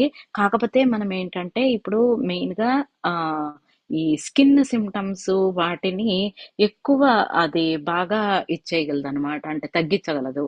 అందుకని మనం ఏంటంటే ఏదైనా మామూలుగా మీరు ఒక ఎక్స్పీరియన్స్ డాక్టర్ దగ్గర చూస్తే ఒక కాన్స్టిట్యూషనల్ యాంటీమయాజమాటిక్ మెడిసిన్ ఇచ్చారనుకోండి. ఫర్ ఎగ్జాంపుల్, మన దగ్గరికి వచ్చిన ఒక పేషెంట్కి పల్సటిల్లా లేకపోతే పల్సటిల్లా అని అనుకుందాం. పల్సటిల్లా మందు సరిపోయితే దాంతో పాటుగా మళ్ళీ కాలీ సల్ఫ్ 6x రాశారు. ఆ వచ్చిన పిల్లవాడికి కంప్లైంట్ ఏంటి, ఏదో ఎగ్జిమా అనుకుందాం. ఎగ్జిమా అని స్కిన్ కంప్లైంట్ తోటి వచ్చాడు. సో వాళ్ళకి మళ్ళీ పక్కన ఇది ఇచ్చారు. ఎందుకని అంటే గనక కాలీసల్ఫ్ అనేటువంటిది ఆ దాన్నేమంటారు స్కిన్ కంప్లైంట్స్ కూడా బాగా తగ్గించగలదు. వాళ్ళకి పల్స్టిల్లా పనిచేస్తుంది. దాంతో కొన్ని మందులకేంటంటే కొన్నిటితో బాగా పనిచేస్తాయి. అందుకనేంటంటే ఇట్లా కాలీసల్ఫ్ ఇచ్చారు. అది 6x ఇచ్చారనుకోండి. ఆ కాలీసల్ఫ్ 6xకి ఏంటంటే ఇట్లా ఎగ్జిమా అనేది ఉంటే గనక ఎగ్జిమా తగ్గించగలదు. లేకపోతే కొన్ని క్యాన్సర్ కండిషన్స్ ఉంటాయి గనక వాటిల్లో కూడా మీకు కొంతవరకు ఉపశమనం ఇస్తుంది. ఇందాక అన్నయ్య చెప్పినట్టుగా వాళ్ళెవరికో ఇదేంటి ఎసిడిటీ ఉందనుకోండి. ఎసిడిటీ ఉంది, లేకపోతే అల్సర్ ఉంది, ఆ కంప్లైంట్ తోటి వచ్చారు వాళ్ళు. వచ్చినప్పుడు వాళ్ళకి మామూలుగా ఏంటి వాళ్ళు యాంటాసిడ్స్ వేసేస్తూ ఉంటారు. యాంటాసిడ్స్ వేస్తూ ఉంటారు. అప్పటికి ఏదో రిలీఫ్ వస్తూ ఉంటుంది. బానే ఉంది కదా అని కొన్నాళ్ళు గడిపేస్తారు. కొన్నాళ్ళు గడిపేసిన తర్వాత ఏమవుతుంది? ఆ అల్సర్ కాస్త మెల్లగా క్యాన్సర్లోకి దిగుతుంది. అదే వాళ్ళకి కాలీసల్ఫ్ 6x అనేది వేసుకున్నారనుకోండి, వాళ్ళకి ఈ క్యాన్సర్ అనేటువంటిది ఫామ్ అవ్వనివ్వదు. అంటే ఎక్కడైనా సరే స్కిన్ మీద అవనివ్వండి, లేకపోతే లోపలైనా కానీ కూడా అంటే అంటే ఈ అల్సర్ కండిషన్ లో అంటే హార్ట్ బర్న్, ఈ ఎసిడిటీ కంప్లైంట్ కని కాదు, అందులో అది కూడా తగ్గిస్తుంది. స్కిన్ కంప్లైంట్స్ కూడా తగ్గిస్తుంది. కాకపోతే ఏంటంటే అండి, ఎప్పుడైనా సరే హోమియోపతిలో ఒకటే ప్రిన్సిపల్ ఏంటంటే వాడి యొక్క టోటాలిటీ ఆఫ్ సిమ్టమ్స్ అనేది సరిపోవాలి. ఆ తర్వాత ఏమో ఇప్పుడు కొన్ని స్కిన్ కంప్లైంట్లు ఉంటాయి. అవి వాడికి ఏంటి చలికాలంలో వాడికి వస్తుంటుంది. మళ్ళీ తర్వాత మెల్లగా వెదరు చలి తగ్గి మామూలు ఆ ఆ, వేడెక్కి వాతావరణం సమ్మర్ వచ్చి అలా ఉన్నప్పుడు మళ్ళీ బాగానే ఉంటుంటాడు. సో ఇట్లా మళ్ళీ చలికాలం వచ్చినప్పుడు మళ్ళీ ఇబ్బంది పడుతుంది. సో అలాంటి స్కిన్ డిసీజెస్ ఉన్న కంప్లైంట్లలో కూడా ఇది చాలా బాగా పనిచేస్తుంది. తర్వాత కొన్ని ఉంటాయి. దాన్ని ఏమంటారు, కొన్ని మొక్కలు ఉంటాయి. వాటిని ఏమంటారంటే అవి వాటికి ఇలాగా ఆ ముళ్ళలాగా ఉంటాయి అనమాట అండి. ఐవీ పాయిజన్స్ అంటారు. ఆ మొక్కలకి ఏంటంటే ఇక్కడ బాగా పెరుగుతాయండి ఆ మొక్కలు. వాటికి ఏంటంటే అవి ఇలా చేతికి తగిలాయనుకోండి, ఆ ముళ్ళులాగా ఉన్న పాయిజన్ స్కిన్ కి తగిలేటప్పటికి అది ఇరిటేట్ చేసి ఇంత మన కొంతమంది గుల్లలు అంటారు, లేకపోతే వేడి పొక్కులు అంటారు కొంతమంది. సో అట్లాంటి వాటికి ర్యాష్ వస్తుందన్నమాట. సో అది ఎందువల్ల అని అంటే గనక దురద వచ్చి ఆ ర్యాష్ వస్తుంది. అది ఎందుకనంటే ఈ పాయిజన్ వల్ల, ఆ ప్లాంట్ పాయిజన్ వల్ల వస్తుంది అనమాట అండి. సో అప్పుడు వాళ్ళు ఏం చేస్తారు, మళ్ళీ దానికి ఒక హైడ్రోకార్టిజాన్ ఒక కార్టిజాన్ రాసేసేయండి తగ్గిపోతుంది మీకు అని అంటారు. సో అదేం అవసరం లేకుండా మీరు ఈ కాలీసల్ఫ్ 6x వేస్తే గనక మీకు చక్కగా ర్యాష్ ఆ పాయిజన్ ని తీసేస్తుంది. ఆ ర్యాష్ కూడా తగ్గిపోతుంది వాళ్ళకి. తర్వాత మంట అది విపరీతంగా ఉంటుంది. ఆ దురద ఉన్న దగ్గర వాళ్ళకి ఈ ర్యాష్ ఉన్నప్పుడు మంట అది విపరీతంగా ఉంటుంది అనమాట అండి. సో ఆ మంటని కూడా ఇది తగ్గిస్తుంది. తర్వాత కొన్ని ఈ గోళ్ళకి సంబంధించి ఆ ఇబ్బందులు పడుతూ ఉంటారు కొంతమంది. అంటే గోళ్ళల్లో ఇట్లాగా ఏమంటారు, ఇలా గీతల్లాగా అలా వస్తాయన్నమాట. అది మీకు ఆ ఆ, అలాంటివి ఉన్నదాన్ని ఏమంటారంటే కనుక మీకు చూస్తే తెలుస్తుంది. ఒకలాంటి ఇట్లా నల్ల గీతలు రావడం, ఆ నెయిలంతా కూడా తొందరగా ఆ విరిగిపోవడము, అట్లా వాళ్ళు ఏం చేస్తారంటే మీకు వైటమిన్ B12 ఇస్తూ ఉంటారు వాళ్ళు. సో అట్లా కాకుండా మీరు ఇది మన కాలీసల్ఫ్ 6x వేస్తే అలాంటి వాటిల్లో కూడా బాగా మీకు నెయిల్ గ్రోత్ అది సెట్ అయిపోతుంది. తర్వాత ఏమో మీకు ఆ, పిల్లలు ఎదగట్లేదు అనుకోండి. సో అలాంటి వాళ్ళల్లో కూడా మీరు కాలీసల్ఫ్ 6x వేస్తే చక్కగా పిల్లలకి ఎదుగుదల రావడం అలా ఉంటుంది. తర్వాత ఏమో ఆ ఈ స్కిన్ కొంతమందికి తొందరగా ఇట్లా కాస్త ఎక్కువసేపు కూర్చొని పని చేయటము అలా ఉంటుంది అనుకోండి, వాళ్ళకి ఇట్లాగా సోర్స్ వస్తాయి. లేకపోతే ఇప్పుడు డయాబెటీస్ ఉన్న వాళ్ళకి అనుకోండి, ఎక్కువసేపు వాళ్ళు అలా పడుకొని ఉంటే గనక వాళ్ళకి ఆ ఇలాగ చర్మం అంతా ఒకలాగా అయ్యి ఒక చిన్న ర్యాష్ అనకూడదు దాన్ని, ఇట్లాగే మళ్ళీ వేడి పొక్కుల టైప్ అట్లాంటివి వస్తూ ఉంటాయి అనమాట. సో అలాంటి వాటిల్లో కూడా మనకి ఇది బాగా తగ్గిస్తుంది. అయితే ఇప్పుడు ఇట్లా వేడి పొక్కులు లాంటివి వచ్చిన ఉంటాయి కదండి, అవి పగిలాయి అనుకోండి, వాటి నుంచి మీకు ఆ రసి ఎలా ఉంటుందంటే గనక ఎల్లో కలర్ ఇలా నీళ్ళలాగా పసుపచ్చగా ఉండేది వస్తుందన్నమాట.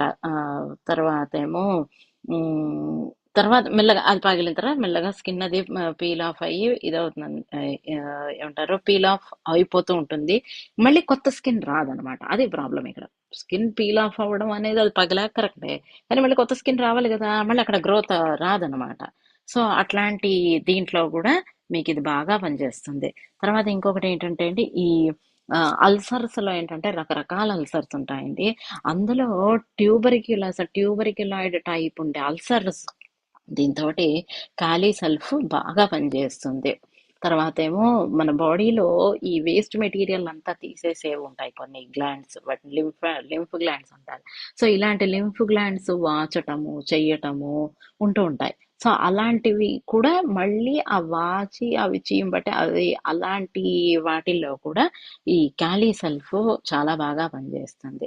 అయితే ఇక్కడ మనం గుర్తుపెట్టుకోవాల్సింది ఏంటంటే అండి, ఆ అది ఎక్కడైనా ఇలాగా వాచి ఆ ఏదైనా లేకపోతే స్కిన్ మీద కూడా నీటి పొక్కులు లాంటివి వచ్చినప్పుడు ఆ పగిలిందంటే దాని నుంచి నీరులాగా పసుపచ్చగా వస్తుంది ఆ సెక్రెషన్స్ ఏవైనా. తర్వాత వాళ్ళకి రూమ్ కానివ్వండి, ఏదైనా వెదర్ కానివ్వండి, వేడిగా ఉంటే గనక వాళ్ళకి పడదు. వెదర్ కానివ్వండి లేకపోతే రూమ్ లో కూడా కాస్త చల్లగా ఉంటే గనక వాళ్ళకి నచ్చుతుంది. ఇది ఖాళీ సెల్ఫ్ గురించి అండి. తర్వాత మర్చిపోయాను, ఖాళీ సెల్ఫ్ వాళ్ళు ఏంటంటే అండి, వాళ్ళకి పడిపోతామేమో అని భయం ఉంటుంది.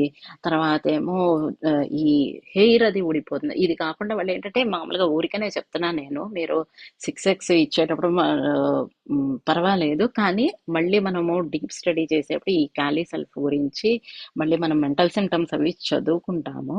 కానీ చెప్తున్నా, వీళ్ళు జనరల్ గా చాలా మైల్డ్ నేచర్ ఉంటారు. వాళ్ళకి చికాకు అవి ఉండొచ్చు, కానీ అలానని మళ్ళీ గట్టిగా తిరిగి అరిచేయటము అట్లా ఉండదు వాళ్ళ నేచర్. చాలా మైల్డ్ నేచర్ ఉంటారు వాళ్ళు, చాలా కామ్ గోయింగ్ టైప్ ఉంటారు వాళ్ళు, ఖాళీ సెల్ఫ్ వాళ్ళు. సో నెక్స్ట్ నాట్రమ్ సెల్ఫ్ కి వెళ్దామండి. నాట్రమ్ సెల్ఫ్ ఏంటంటే, నాట్రమ్ అని అంటే రిలేటెడ్ టు సోడియం అనమాట అండి. Sulph is again sulphate. Okay, so it is the combination of sodium and sulphur. Okay, so దీంట్లో ఏంటంటే ఇది మీకు ఎక్కువగా చలికాలము, చల్లదనము, లేకపోతే గనక ఎవరైనా ఈ మౌంటైన్స్ అంటే ఈ కొంచెం హిల్లీ ఏరియాలో ఉండే వాళ్ళ దగ్గర కానివ్వండి, లేకపోతే కొంచెము ఏమంటారు ఆ ఆ, ఈ మన్యపు అంటే ఏమంటారు ఈ స్లమ్ ఏరియాస్ లో కూడా వాళ్ళకి ఏంటంటే పాపం కొంచెము ఆ చల్లదనం, అది చలికాలంలో ఏమవుతుందంటే ఫాస్ట్ గా ఇదైపోతుంది కదండి, ఇప్పుడు కొంచెం గుడిసెల్లో ఆ టైప్. సో అలాంటి ఆ, వాటి ఉండే వాళ్ళ దగ్గర వచ్చే జలుబులు దగ్గులలో ఈ నాట్రమ్ సెల్ఫ్ చాలా బాగా పనిచేస్తుంది. అయితే ఈ జలుబులు దగ్గులు అవన్నీ కూడా మీకు ఎలా ఉంటాయంటే కనుక గ్రీనిష్ డిశ్చార్జెస్ ఉంటాయి వాళ్ళకి.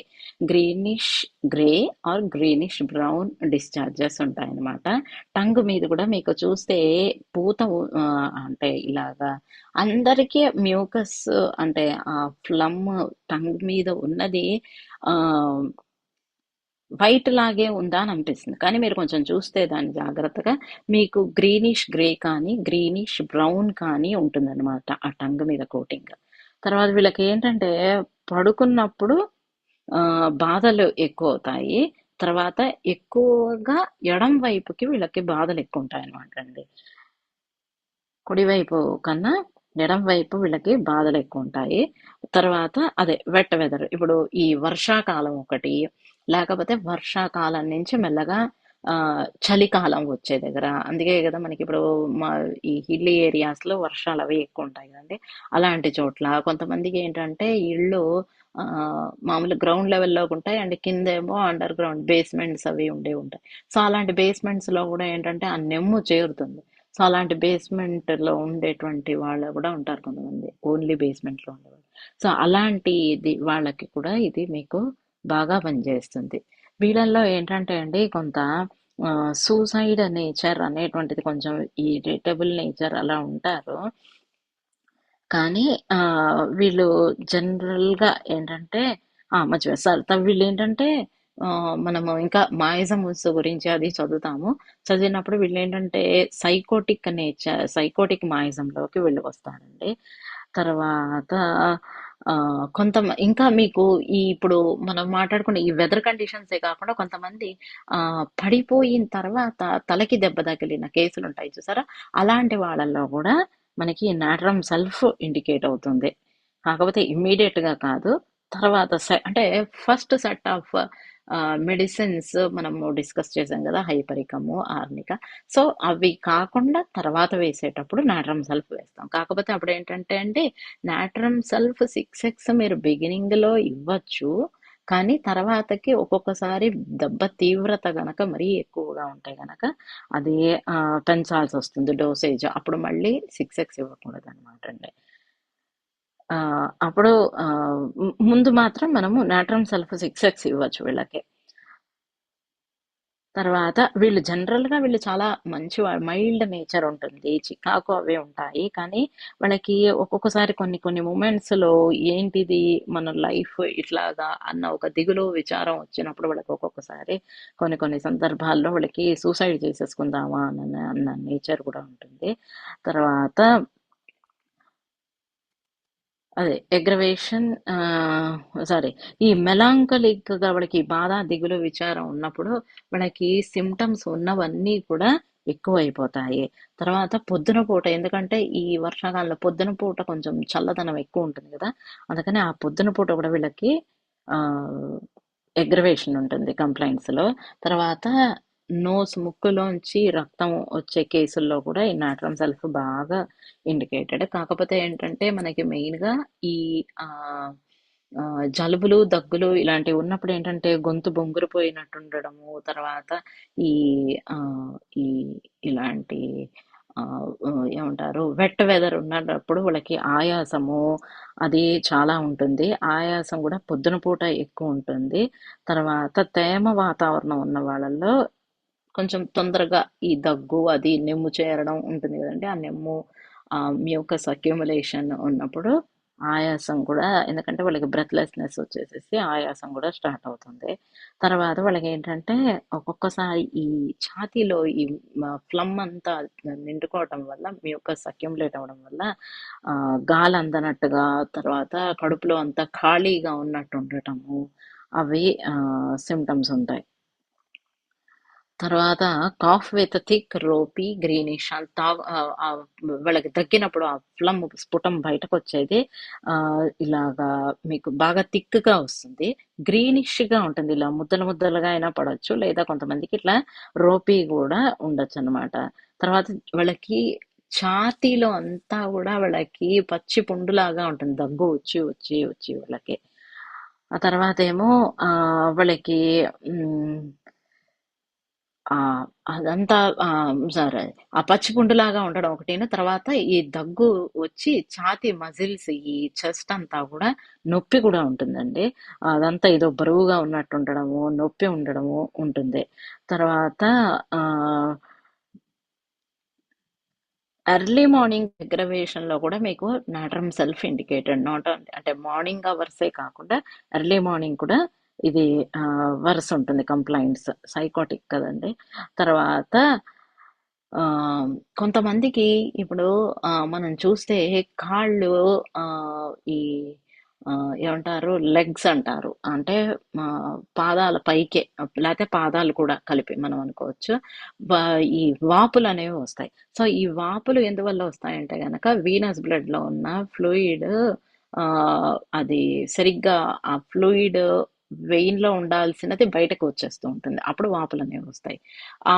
అలాంటి వాపులలో ఈ నాట్రమ్ సెల్ఫ్ చాలా బాగా పనిచేస్తుంది. అలాంటి కేసుల్లో కూడా మీరు నాట్రమ్ సెల్ఫ్ 6x ఇవ్వచ్చు. లేకపోతే ఇలా దగ్గు అది విపరీతంగా ఆయాసం ఉన్న కేసుల్లో నాట్రమ్ సెల్ఫ్ 6x మీరు ఇస్తే గనక రోజు ఒక 2 టైమ్స్ ఇవ్వచ్చు. లేకపోతే బాగా తీవ్రత బాగా ఉంటే గనక రోజు పొద్దున, మధ్యాహ్నం, రాత్రి 3 సార్లు వేస్తే కూడా మీకు దగ్గది కొంచెం ఇంటెన్సిటీ తగ్గుతుంది. తర్వాత ఏమో తొందరగా అంటే ఎందుకని అంటే మనకి ఈ జలుబు, దగ్గు ఇవన్నీ ఉన్నప్పుడు మనము అది ఎక్కువ రోజులు ప్రొలాంగ్ అవుతే దాని కాంప్లికేషన్స్గా వచ్చే కంప్లైంట్స్ కొన్ని ఉంటాయి కదండి, అంటే టీబీ ఇటువంటివి, అవన్నీ కూడా ఈ నాట్రమ్ సెల్ఫ్ ప్రివెంట్ చేసేస్తుంది. లేదా ఈ ఇన్ఫెక్షన్ ఎక్కువైపోయి దగ్గుతో పాటుగా మీకు ఇట్లా కొంచెం కొంతమందికి చెప్తారు, బాగా దగ్గు విపరీతంగా వచ్చి ఇలా రక్తపు జీర వచ్చిందండి, లైట్ గా రక్తం పడిందండి అని. సో అది ఎందువల్ల అని అంటే గనక ఎక్కువ రోజులు సఫర్ అవ్వడము, ఇన్ఫెక్షన్ బాగా పెరిగిపోవటము, ఒక్కొక్కసారి అది బాగా పెరిగితే విపరీతం అయిపోతే ఒక్కొక్కసారి అందులో కూడా మీకు పసు కూడా ఉండొచ్చు. సో అది ఇంకా బాగా అడ్వాన్స్డ్ అనుకోండి. సో ఇలాంటి వాటన్నిటినీ కూడా మీకు నాట్రమ్ సెల్ఫ్ బాగా ప్రివెంట్ చేస్తుంది. ఆ తర్వాత ఇప్పుడు ఇది చెప్పాను కదండి, ఈ కాళ్ళ వాపులు అలా ఉండేటువంటి కేసులతో పాటుగా కొంతమంది చెప్తారు పై నుంచి కింద పాదం వరకు కాలు విపరీతంగా నొప్పి వస్తుందండి, లాగేస్తుంది అని చెప్పనని. సో అలాంటి వాళ్ళల్లో దాన్ని షియాటికా అంటారు. షియాటిక్ నర్వ్ అనేది పైనుంచి కిందకి వెళ్తుంది. ఆ నర్వ్ పట్టేసేసి నొప్పి వస్తుంది కొంతమందికి. సో అలాంటి నొప్పులను కూడా ఇది బాగా తగ్గిస్తుంది అనమాట అండి. వీళ్ళకి కాకపోతే మనం ముఖ్యంగా గుర్తుపెట్టుకోవాల్సినది వాళ్ళు ఉండే ప్లేస్ ఎటువంటి ప్లేస్, ఎక్కడ ఉంటున్నారు, ఏ వాతావరణంలో వాళ్ళు ఉన్నప్పుడు ఈ బాధలు చెప్తున్నారు. ఈ జలుబు దగ్గు అనేది వేడి వాతావరణంలో సమ్మర్లో వచ్చినదా, వింటర్లో వచ్చినదా, అది మనం కొంచెం జాగ్రత్తగా గమనించుకుంటే మనకి తెలుస్తుంది కదా. సో అలాంటి వాటిల్లో ఒకవేళ వింటారు, లేకపోతే చల్ల ప్రదేశాల్లో ఉంటారు వీళ్ళు అనేటువంటి వాళ్ళల్లో మనకి నాట్రమ్ సెల్ఫ్ బాగా ఇండికేట్ అవుతుంది. తర్వాత వాళ్ళకి వెట్ వెదర్ ఒకటి, తర్వాత వార్మ్ అండ్ డ్రై వెదర్ కూడా వాళ్ళకి పడదు అనమాట అండి. తర్వాత ఓపెన్ ఎయిర్ మాత్రం వీళ్ళకి ఓపెన్ ఎయిర్ కూడా పడదు. తర్వాత లెఫ్ట్ సైడ్ ఒకటి వీళ్ళకి బాధలు, లెఫ్ట్ సైడ్కి పడుకుంటే చేస్తే కూడా వాళ్ళకి బాధలు ఎక్కువైపోతాయి. సో ఇవి వాళ్ళ మొడాలిటీస్ అనమాట అండి. తర్వాత మర్చిపోయాను, వీళ్ళకి కొంచెం వేడి వాతావరణం, వెచ్చ వాతావరణం ఉందనుకోండి, అందులో వాళ్ళకి కాస్త ఉపశమనం వస్తుంది. కొంచెం dry weather, wet weather aggravation, dry weather amelioration, తర్వాత కొంచెం వేడిగా వాతావరణం ఉంది అని అంటే సమ్మర్లో వచ్చే జలుబు దగ్గులలో వాటిల్లో మీకు నాట్రమ్ సెల్ఫ్ పనికిరాదు. నాట్రమ్ మోర్ కొంచెం మీకు బాగా పనిచేస్తుంది అలాంటి కేసుల్లో. నాట్రమ్ సెల్ఫ్ మాత్రం వింటర్ సీజన్, చలి వాతావరణంలో మనకి బాగా పనిచేస్తుంది. నెక్స్ట్ మనము సైలీషియా చదువుదామండి. లాస్ట్ క్లాస్లో మనము కాల్కేరియా సెల్ఫ్ చదివాం కదా. ఆ కాల్కేరియా సెల్ఫ్ లాగే మీకు సైలీషియా కూడా చాలా చక్కగా పనిచేస్తుంది అనమాట. అయితే మనకి కాల్కేరియా సెల్ఫ్ చీముకి ఎలా పనిచేస్తుందో సైలీషియా కూడా అలాగే పనిచేస్తుంది. అయితే దానికి ఏమంటారంటే, మనకి ఒక్కొక్కసారి కొన్ని కేసుల్లో మనకి కన్ఫ్యూజన్ ఉన్నప్పుడు మనం ఫస్ట్ సైలీషియా 6x వేసాము, తగ్గలేదనుకోండి, అప్పుడు మళ్ళీ మనం కాల్కేరియా సెల్ఫ్ 6x వేయొచ్చు అని చెప్తూ ఉంటారు.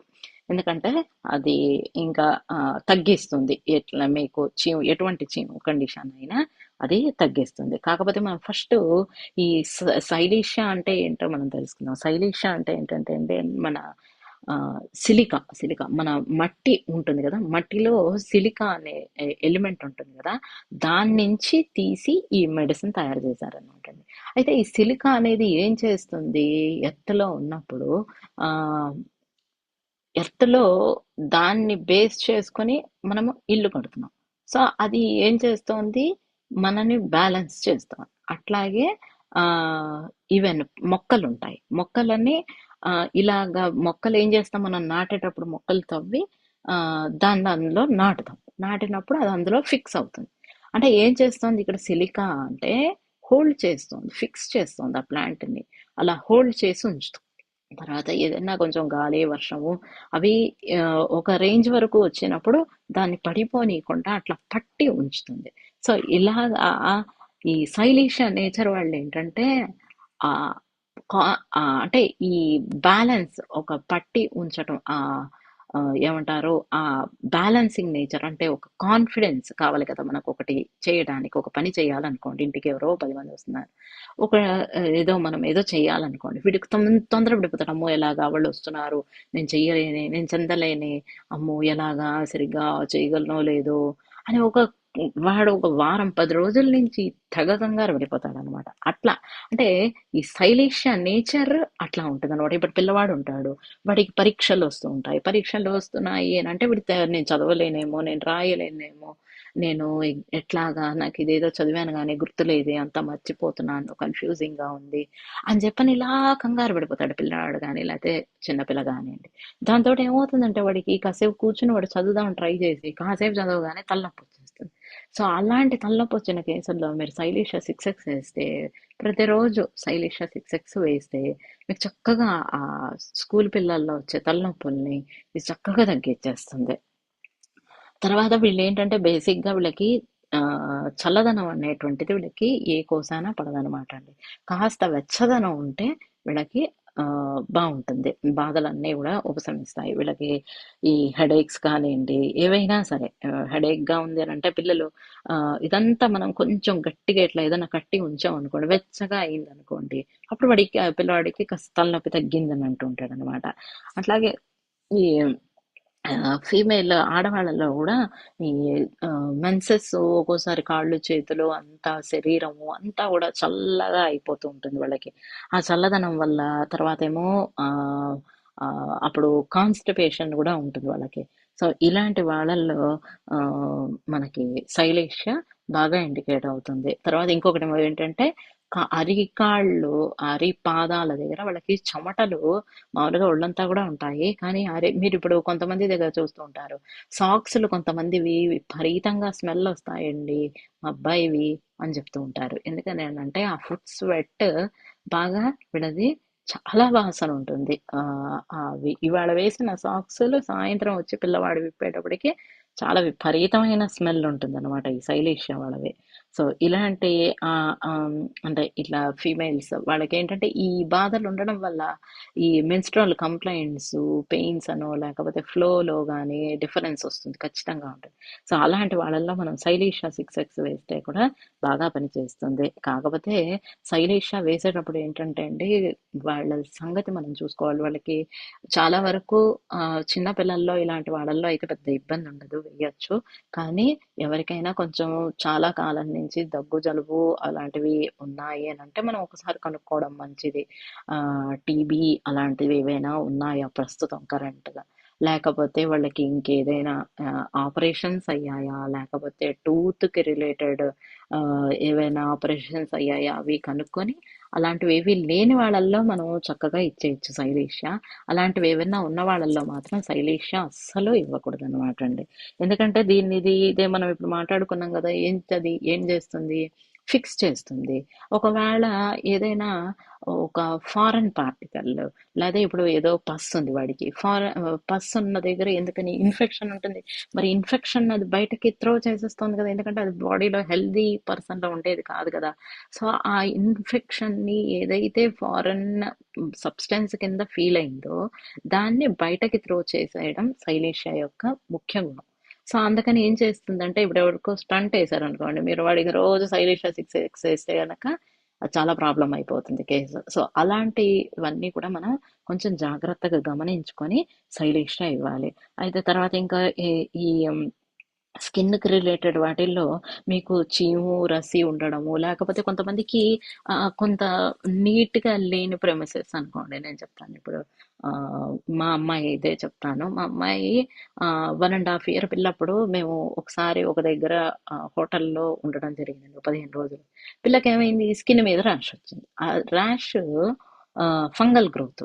సో మన హోమియోపతి తోటే చక్కగా తగ్గిపోయింది పిల్లకి. ఆ ర్యాష్, ఆ ఫంగల్ గ్రోత్ అంతా కూడా మీకు శైలేష చక్కగా తగ్గించేస్తుంది. ఆ చీము పట్టిన చీము కురుపులు, లేకపోతే ఇంకేవైనా ఈ ట్యూమర్ అంటే అదే మైల్డ్ స్టేజెస్ లో ఉన్నప్పుడు మనం చూసుకొని జాగ్రత్తగా సరిపోతే మాత్రమే ఇవ్వచ్చండి. కానీ అది ఎప్పుడైనా కానీ మళ్ళీ సీనియర్ డాక్టర్లని కనుక్కొని ఇవ్వండి. తర్వాత ఏంటంటే ఈ మ్యామరీ ఈ బ్రెస్ట్ లో కొంతమందికి యాప్సెస్ ఫామ్ అవుతుంది. చిన్న ఇదే ఏమంటారు చీముతో కూడుకున్న ఇవి వాటిని ఏమంటారు యాప్సెస్ అంటే చీముతో కూడుకున్న వ్రణములు. సో దాన్ని ఇది మీకు ఫస్ట్ మనం కాలీమూర్ 6X వేస్తే కాలీమూర్ 6X చక్కగా మీకు తగ్గిస్తుంది. కానీ అది ఒకవేళ కాలీమూర్తో తగ్గలేదు, కొంచెము కేసు నెక్స్ట్ లెవెల్కి వెళ్ళింది, అలాంటి కేసుల్లో మళ్ళీ మనం శైలీష 6X ఆలోచించవచ్చు. తర్వాత ఏమో మామూలు ఈ చీము కురుపులు లేకపోతే గనక గోరు చుట్లు ఇవన్నీ ఉంటాయి చూసారా, వాటన్నిట్లో కూడా మీకు ఈ లేకపోతే గోళ్ళ దగ్గర కొంతమందికి చీము అదే ఇప్పుడు ఈ బాయిల్స్ అవి నెయిల్స్ దగ్గరలో కూడా రావచ్చు. స్కిన్కి రిలేటెడ్ అది, కాకపోతే మీకు చెప్తున్నాను నెయిల్ దగ్గర వచ్చింది కదా అని కన్ఫ్యూజన్ ఉంటుంది కొంతమందికి. లేదా గోరు చుట్లు కూడా అవ్వచ్చు. సో అలాంటి వాటన్నిటికీ కూడా శైలీష చాలా బాగా పనిచేస్తుంది. అదంతా కూడా చక్కగా మీకు తగ్గించేస్తుంది. శైలీష 6X తగ్గించగలదు. అయితే డిఫరెన్స్ ఏంటంటే ఇది మీకు కోల్డ్ యాప్సెస్ అంటే అది అంతా కూడా మీరు ఇలా కొంచెం చూస్తే చల్లగా ఉంటుంది ముట్టుకోవటానికి మీకు. అయితే కాల్కేరియా సల్ఫ్ వాడికి ఏంటంటే చల్లదనం ఇంకా ఎక్కువ ఉంటుంది. కాల్కేరియా సల్ఫ్ వాళ్ళకి ఎలా అంటే మొత్తం చెమటలు ఉంటాయి. అంటే ఈ ఎఫెక్టెడ్ ఈ పస్ ఉన్న ఒకటే ఒక్క భాగమే కాదు, ఒళ్ళంతా కూడా వాడికి చల్లగా ఉంటుంది. పిల్లవాడికి అప్పుడే స్నానం చేయించి తెచ్చినంత ఒళ్ళు తుడిచేసాం అనుకోండి, పిల్లాడు స్నానం చేశాడు, ఒళ్ళు తుడిచేసిన తర్వాత పట్టుకుంటే ఎలా ఉంటుంది, కొంచెం చల్లగా ఉంటుంది. సో అట్లా ఉంటారు అనమాట కాల్కేరియా సల్ఫ్ వాళ్ళు. వీళ్ళది ఏంటంటే ఆ పార్ట్ మీకు చల్లగా ఉంటుంది వీళ్ళది. ఆ తర్వాత ఇంకొక తర్వాత వాపులు ఇలాంటి వాటిల్లో కూడా మీకు వాపు వచ్చి ఎక్కడైనా గ్లాండ్ కానివ్వండి ఏదైనా వాపు వచ్చి చీము పడితే గనక అలాంటి వాటిల్లో కూడా మీకు శైలీష బాగా పనిచేస్తుంది. తర్వాత ఏమో బోన్కి రిలేటెడ్ కంప్లైంట్స్ అంటే రికెట్స్ ఇలాంటివి ఉంటాయి కదండి. సో ఇలాంటి రికెట్స్లో కూడా మీకు తగ్గిస్తుంది. తర్వాత ఏమో సెల్యులైటిస్ అని అంటారు. అంటే ఈ మీరు కాళ్ళ మీద ఒకలాంటి పుళ్ళు లాంటివి వచ్చి చీము పడతాయి అవి. అలాంటి సెల్యులైటిస్ కేసుల్లో కూడా ఇది బాగా తగ్గించగలదు. తర్వాత ఈ మాలిగ్నెంట్ అంటే క్యాన్సర్ కానివ్వండి, గ్యాంగ్రీన్ కానీ ముదిరిపోయిన కేసుల్లో ఇది ఇండికేటెడ్ అని చెప్తారు. కానీ మీరు మాత్రం అలాంటి కేసుల్లో ఇవ్వద్దు. అనుభవమైన డాక్టర్లు ఇవ్వడం మాత్రం వేరు. ఓకే. తర్వాత ఏమో ఈ గ్లాండ్స్ అవి ఉంటాయి కదా, అంటే ఇక్కడ ఈ మన ఏమంటారు ఇక్కడ ఉండే వాటిని పెరోటిడ్ గ్లాండ్స్ అంటారు. సో ఈ బుగ్గల దగ్గర అక్కడ ఉంటాయి. సో అలాంటి పెరోటిడ్ గ్లాండ్స్ కానివ్వండి, బాడీలో ఎక్కడైనా సరే గజ్జల్లో వస్తాయి కొంతమందికి. సో అలాంటి ఎక్కడైనా సరే గ్రంథులు గ్లాండ్స్ వాచి అవి చీవు పట్టైన కేసుల్లో కూడా ఇది చాలా బాగా తగ్గిస్తుంది. తర్వాత ఏదైనా కానీ మీకు ఇప్పుడు ఈ పైన వచ్చిన సెగ్గడ్డలైనా కానీ ఏదైనా సరే అది పగిలిన తర్వాత మీకు వాసన ఉంటుంది. తర్వాత ఏమో అది ఇది కూడా మీకు ఎల్లోయిష్ కలర్లో ఉంటుంది ఆ డిశ్చార్జ్ చూడడానికి. తర్వాత ఏమో వీళ్ళకి ఏదైనా ఇప్పుడు దెబ్బలు తగిలిన దెబ్బలు కూడా మీకు పిల్లవాడికి దెబ్బ తగులుతుంది, అదంతటదే యూజువల్గా మనం వదిలేస్తే దానంతటదే తగ్గచ్చు చిన్న చిన్న దెబ్బలు. కానీ కొంతమంది పిల్లల్లో అలా వెంటనే తగ్గదు. లేదా పెద్దవాళ్ళు అయినా చొప్పు గరిచింది అంటారు, చొప్పు గరిచినది అది చీము పడుతుంది, ఆ చీము అది మళ్ళీ ఒక పుండు తయారవుతుంది. సో అలాంటి వాళ్ళల్లో లేదా పిల్లల్లో అయినా కానీ దెబ్బ తగిలింది, తగ్గలేదు, అది చీము పట్టింది. సో ఇలాంటి వాళ్ళందరిలో కూడా మనకి శైలీష చాలా బాగా తగ్గించేస్తుంది, శైలీష 6X. తర్వాత కొంతమందికి ఏంటంటే ఈ ఆనస్ దగ్గర ఫిస్ట్యులా అనేది అంటే ఒక ఓపెనింగ్ వస్తుంది ఆనస్ పక్కన, ఒక ఒక చిన్న కన్నం లాంటిది పడి దాని నుంచి రోజుల తరబడి వాళ్ళకి చీము వస్తూ ఉంటుంది. వాళ్ళేమో మనుషులు నీరసపడుతూ ఉంటారు. సో అలాంటి ఫిస్ట్యులా చీముతో కూడుకున్న కేసుల్లో అయితే మీకు ఇది శైలీష బాగా పనిచేస్తుంది. అది. సో వీళ్ళల్లో ఏంటంటే అండి మనకి ముఖ్యంగా వేడి అనేది మాత్రం వీళ్ళకి కావాలి, చల్లదనం అస్సలు పడదు వీళ్ళకి. ఏదైనా తలనొప్పి ఉన్నా ఏదైనా కూడా వాళ్ళకి ఇలా తలకి ఏదైనా చుట్టుకుంటే గనక కొంచెం ఆ వెచ్చదనంకి మెల్లగా నొప్పి తగ్గుతుంది. తర్వాత ఏమో కొంచెం కష్టపడిన పిల్లలు చదువుకునే పిల్లల్లో అయితే గనక వాళ్ళు కొంచెం కష్టపడి కాస్త ఏదైనా చదివారు అని అంటే ఈ పూటంతా వాళ్ళకి తలనొప్పి వచ్చేస్తుంది. సో అలాంటి వాళ్ళల్లో సైడిషా బాగా పనిచేస్తుంది మనకి. తర్వాత మనము నాట్రమ్ మోర్ 66 ఇది నాట్రమ్ మోర్ చదవలేదు కదా క్రితం వారము. నాట్రమ్ మోర్ చదువుదామండి. తర్వాత కాల్కేరియా సల్ఫ్, ఫెర్రం ఫాస్ అందరికీ గుర్తుందని అనుకుంటాను. ఇప్పుడేమో మనము నాట్రమోర్, కాలిఫాస్ అవి కూడా ఇప్పుడు చదువుదాం మనము. నాట్రమోర్ ఏంటంటే అండి ఎండాకాలంలో మీకు బాగా పనికి వస్తుంది. ఎవరికైనా కూడా మీరు నాట్రమోర్ 66 వేసుకొని ప్రతిరోజు కూడా మీరు బయటకు వెళితే మీకు ఏంటంటే ఎండ దెబ్బ తగలనీయకుండా ఆపుతుంది. అది చాలా బెస్ట్ మెడిసిన్. నాట్రమోర్ అంటే అది సోడియం క్లోరైడ్ తోటి చేసిన మందు అనమాట అండి. అది కొంతమందికి ఏంటంటే ఎండకి వెళితే తలనొప్పులు వస్తాయి, వేడి పడదు ఇట్లా అనేటువంటి వాళ్ళందరిలో కూడా బాగా పనిచేస్తుంది. బట్ ఇన్ జనరల్ ఎవరికైనా కూడా నాట్రమోర్ 6X సమ్మర్ మొత్తం కూడా వేసుకోవచ్చు. అనంత లాస్ట్ వీక్ క్లాస్ దీంట్లో ఉందమ్మా. అది ఏమంటారు పీపీటీ. తర్వాత వీళ్ళు ఏంటంటే కనుక చాలా దిగులు విచారము ఎక్కువ ఉంటాయండి నాట్రమోర్లో. తర్వాత ఏమో మూడ్ కూడా వీళ్ళకి ఏంటంటే ఒక నిమిషం నవ్వుతూ బాగానే ఉంటారు, ఇంతలోకి మళ్ళీ వాళ్ళకి ఏడుపు వచ్చేస్తూ ఉంటుందన్నమాట. సో కొంచెం ఏమంటారు రెండు ఎక్స్ట్రీమ్స్ ఉంటాయి. ఇప్పటిదాకా నవ్వుతూ నలుగురు ఆడపిల్లలు కూర్చొని కబుర్లు చెప్పుకుంటూ ఉంటారు, ఇంతలోకే ఏడ్చేస్తుంది అమ్మాయి. సో అట్లా అన్నమాట. తర్వాత ఏమో ఆ అప్స్ అండ్ డౌన్స్ యూజువల్ గా మనకి ఎక్కువ కనిపిస్తాయంటే కనుక ప్యూబర్టీ గర్ల్స్ అంటే అప్పుడే మెచ్యూర్ అయిన ఆడపిల్లలు ఉంటారు కదా, వాళ్ళ బాడీ ఇంకా అప్పుడే అడ్జస్ట్ అవుతూ ఉంటుంది. సో అలాంటి వాళ్ళల్లో ఇవి ఎక్కువ కనిపిస్తాయి. తర్వాత ఏమో కాస్త వీళ్ళు కూడా కాస్త ఎక్కువ చదివిన చెందిన తలనొప్పి వచ్చేస్తుంది వీళ్ళకి. సో ఎందుకనంటే గనక మైండ్ ఎగ్జాస్ట్ అయిపోయి ఆ స్ట్రెయిన్ తట్టుకోలేక వాళ్ళకి చదువుతున్నది అర్థం కాక ఒక కన్ఫ్యూజన్ లాగా వస్తూ ఉంటుంది వీళ్ళకి. సో అలాంటి దీంట్లో ఇది నాట్రమోర్ బాగా పనిచేస్తుంది అనమాట అండి. తర్వాత వీళ్ళు ఇలా చదివి అలసట అవ్వచ్చు, లేకపోతే బయటకు వెళ్ళొచ్చారు, ఆ ఎండ వేడింది, ఆ ఎండ వేడికి కూడా వీళ్ళకి తలనొప్పి రావచ్చు. సో వాళ్ళకి ఎలా ఉంటుందంటే అండి ఈ తలనొప్పి సుత్తులతోటి కొడుతున్నట్టుగా ఉంటుంది తలనొప్పి. లేదా కొంతమంది ఐరన్ చేస్తారు బట్టలు, ఐరన్ చేసుకో అంటే ఇప్పుడు ఏదో వీకెండ్ మొత్తం వీక్ కి కలిపి బట్టలు ఐరన్ చేసుకోవడం మొదలెట్టారు అనుకోండి, అప్పుడు ఏమవుతుందంటే కనుక వాడికి బట్టలన్నీ కాసేపు ఐరన్ చేసేప్పటికి తలనొప్పి వచ్చేస్తుంది. తర్వాత సెరిబ్రల్ కంజెషన్ అంటే ఈ తలలో ఒక ఎట్లా అంటే వాడికి రక్తం అంతా తలలోకి వచ్చేసి తలంతా బరువుగా అనిపిస్తోందండి, తలంతా వేడిగా అనిపిస్తోంది అని చెప్తూ ఉంటారు వాళ్ళు. అలాంటి సెరిబ్రల్ కంజెషన్ లో కూడా ఇది నాట్రమోర్ బాగా పనిచేస్తుంది. తలంతా కూడా ఈ ఏమంటారు దురద అది ఉంటాయి. తర్వాత వీళ్ళలో కాన్స్టిపేషన్ ఒకటి ఉంటుంది పిల్లల్లో. ఎదుగుదల తక్కువ ఉన్న పిల్లల్లో కూడా మీరు నాట్రమ్ సల్ఫ్ 6X వేస్తే బాగా పనిచేస్తుందండి. తర్వాత ఎవరికైనా ఏమైనా డౌట్స్ ఉన్నాయా అండి?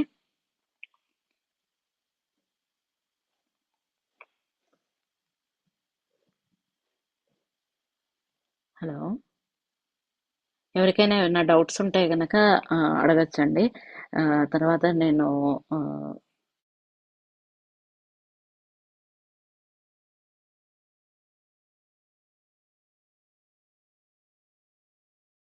మ్యూట్ లోకి వెళ్ళారు డాక్టర్ గారు మీరు. ఏమైనా డౌట్స్ ఉంటే అడగచ్చండి. కొంచెము ఒక చిన్న సజెషన్ అండి, ఒకసారి మాత్రం మీరు మళ్ళీ నెక్స్ట్ క్లాస్ లోపు ఇవి కొంచెం ఒకసారి మళ్ళీ కొంచెం పైన చూస్తూ ఉంటే మీకు మర్చిపోరు. ఇప్పుడు వరకు చెప్పిన వాటిల్లో ఏమైనా డౌట్స్ ఉన్నాయండి? నమస్కారం గురువు గారు.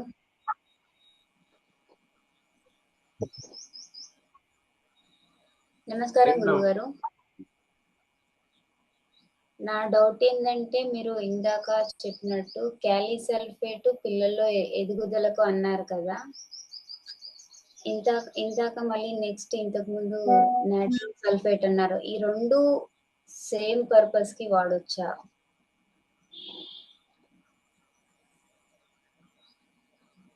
ఒకటి నాట్రియం సల్ఫ్, ఇంకొకటి ఏంటన్నారండి? క్యాలిసల్ఫేట్ అని స్టార్టింగ్ లో చెప్పారు కదా. అవును, అవును.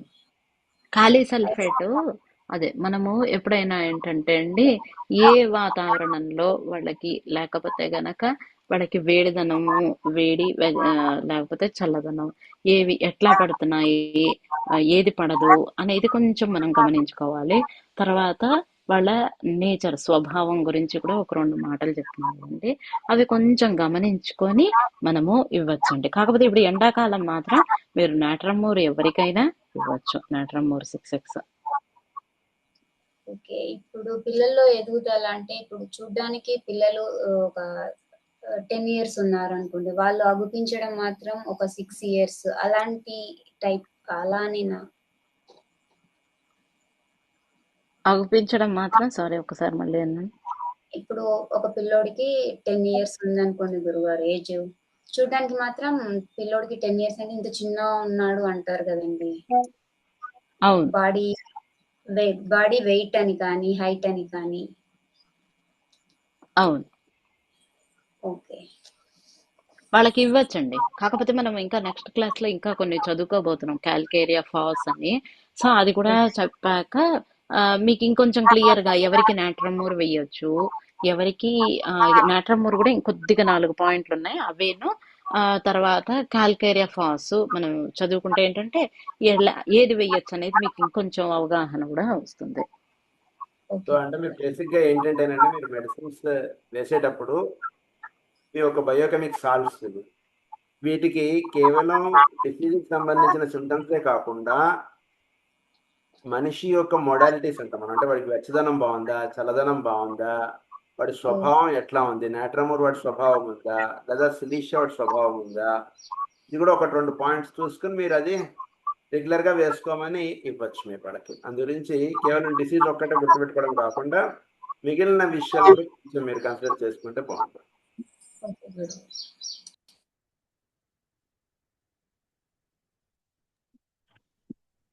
వాసుదేవ్ అండి.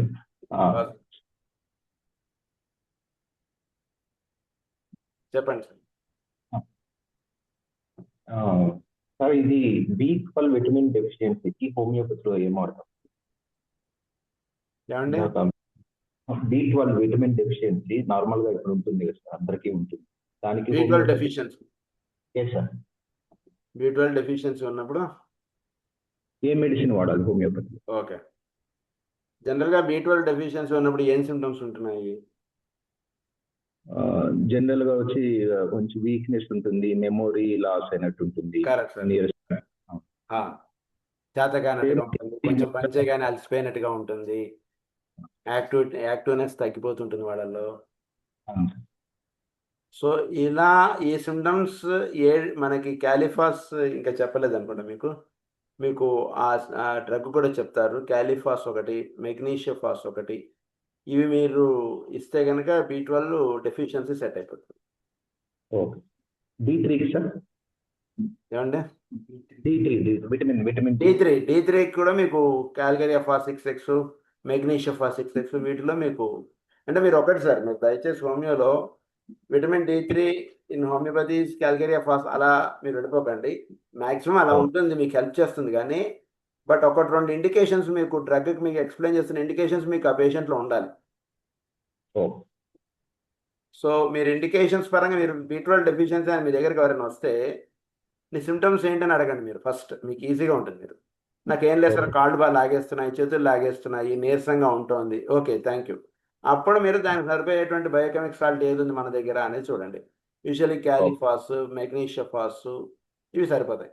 అవి మీరు డైలీ వాళ్ళకి వేసుకోవడం మీరు ఇచ్చేయచ్చు. గ్యారంటీగా కొన్నాళ్ళు వాడమని చెప్పండి. కొన్నాళ్ళ తర్వాత మళ్ళీ టెస్ట్ చేసుకుని ఎలా ఉందో మీకు చెప్పమనండి ఫీడ్బ్యాక్. డెఫినెట్గా వాళ్ళకి B12 డెఫిషియన్సీ సెట్ అయిపోతున్నారు. తర్వాత ఈ టిష్యూ సాల్ట్స్ కూడా అంటే హోమియోపతితో పాటు ఇచ్చినప్పుడు ఈ హోమియో మెడిసిన్ కి టిష్యూ సాల్ట్ కూడా మధ్యలో హాఫ్ అన్ అవర్ గ్యాప్ ఉండాలి సార్ వస్తుంది షూర్గా ఉండాలి. 1 hour గ్యాప్ ఉండాలండి. 1 hour. షూర్గా ఉండాలి. Thank you sir.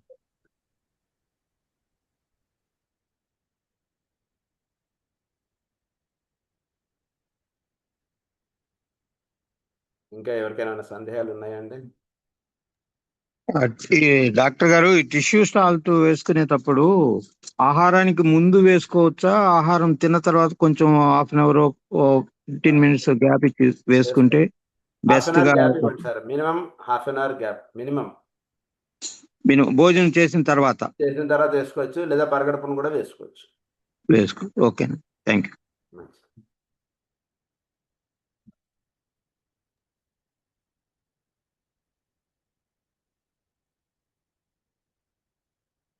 ఇంకెవరికైనా సందేహాలు ఉన్నాయండి? సార్ సమ్మర్ లో ఈ సన్ స్ట్రోక్ దీని గురించి నాట్రమోర్ వాడచ్చు. దానికి దానికి ఎట్లా సార్, ఏ టైం వేసుకోవాలి దానికి? ఏమన్నా రాత్రిపూట రోజు 2 మాత్రలు వేసుకుంటే సరిపోతుంది.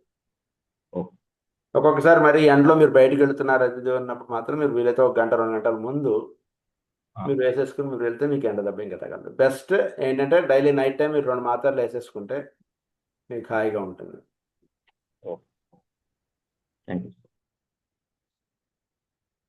దాని గురించి ఇంకా వివరంగా మీకు నాట్రమోర్ గురించి నెక్స్ట్ క్లాస్లో చెప్తారు.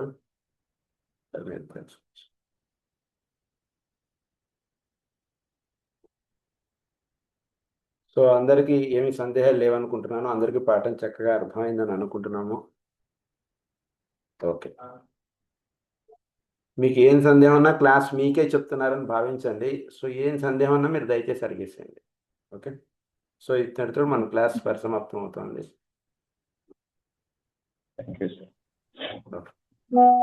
స్వస్తి ప్రజాభ్యః పరిపాలయంతాం న్యాయేన మార్గేణ మహిం మహీషాః గోబ్రాహ్మణేభ్యः శుభమస్తు నిత్యం.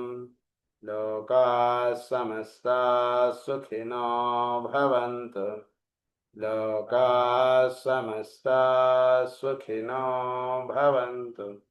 లోకాః సమస్తాః సుఖినో భవంతు. ఓం శాంతి శాంతి శాంతి.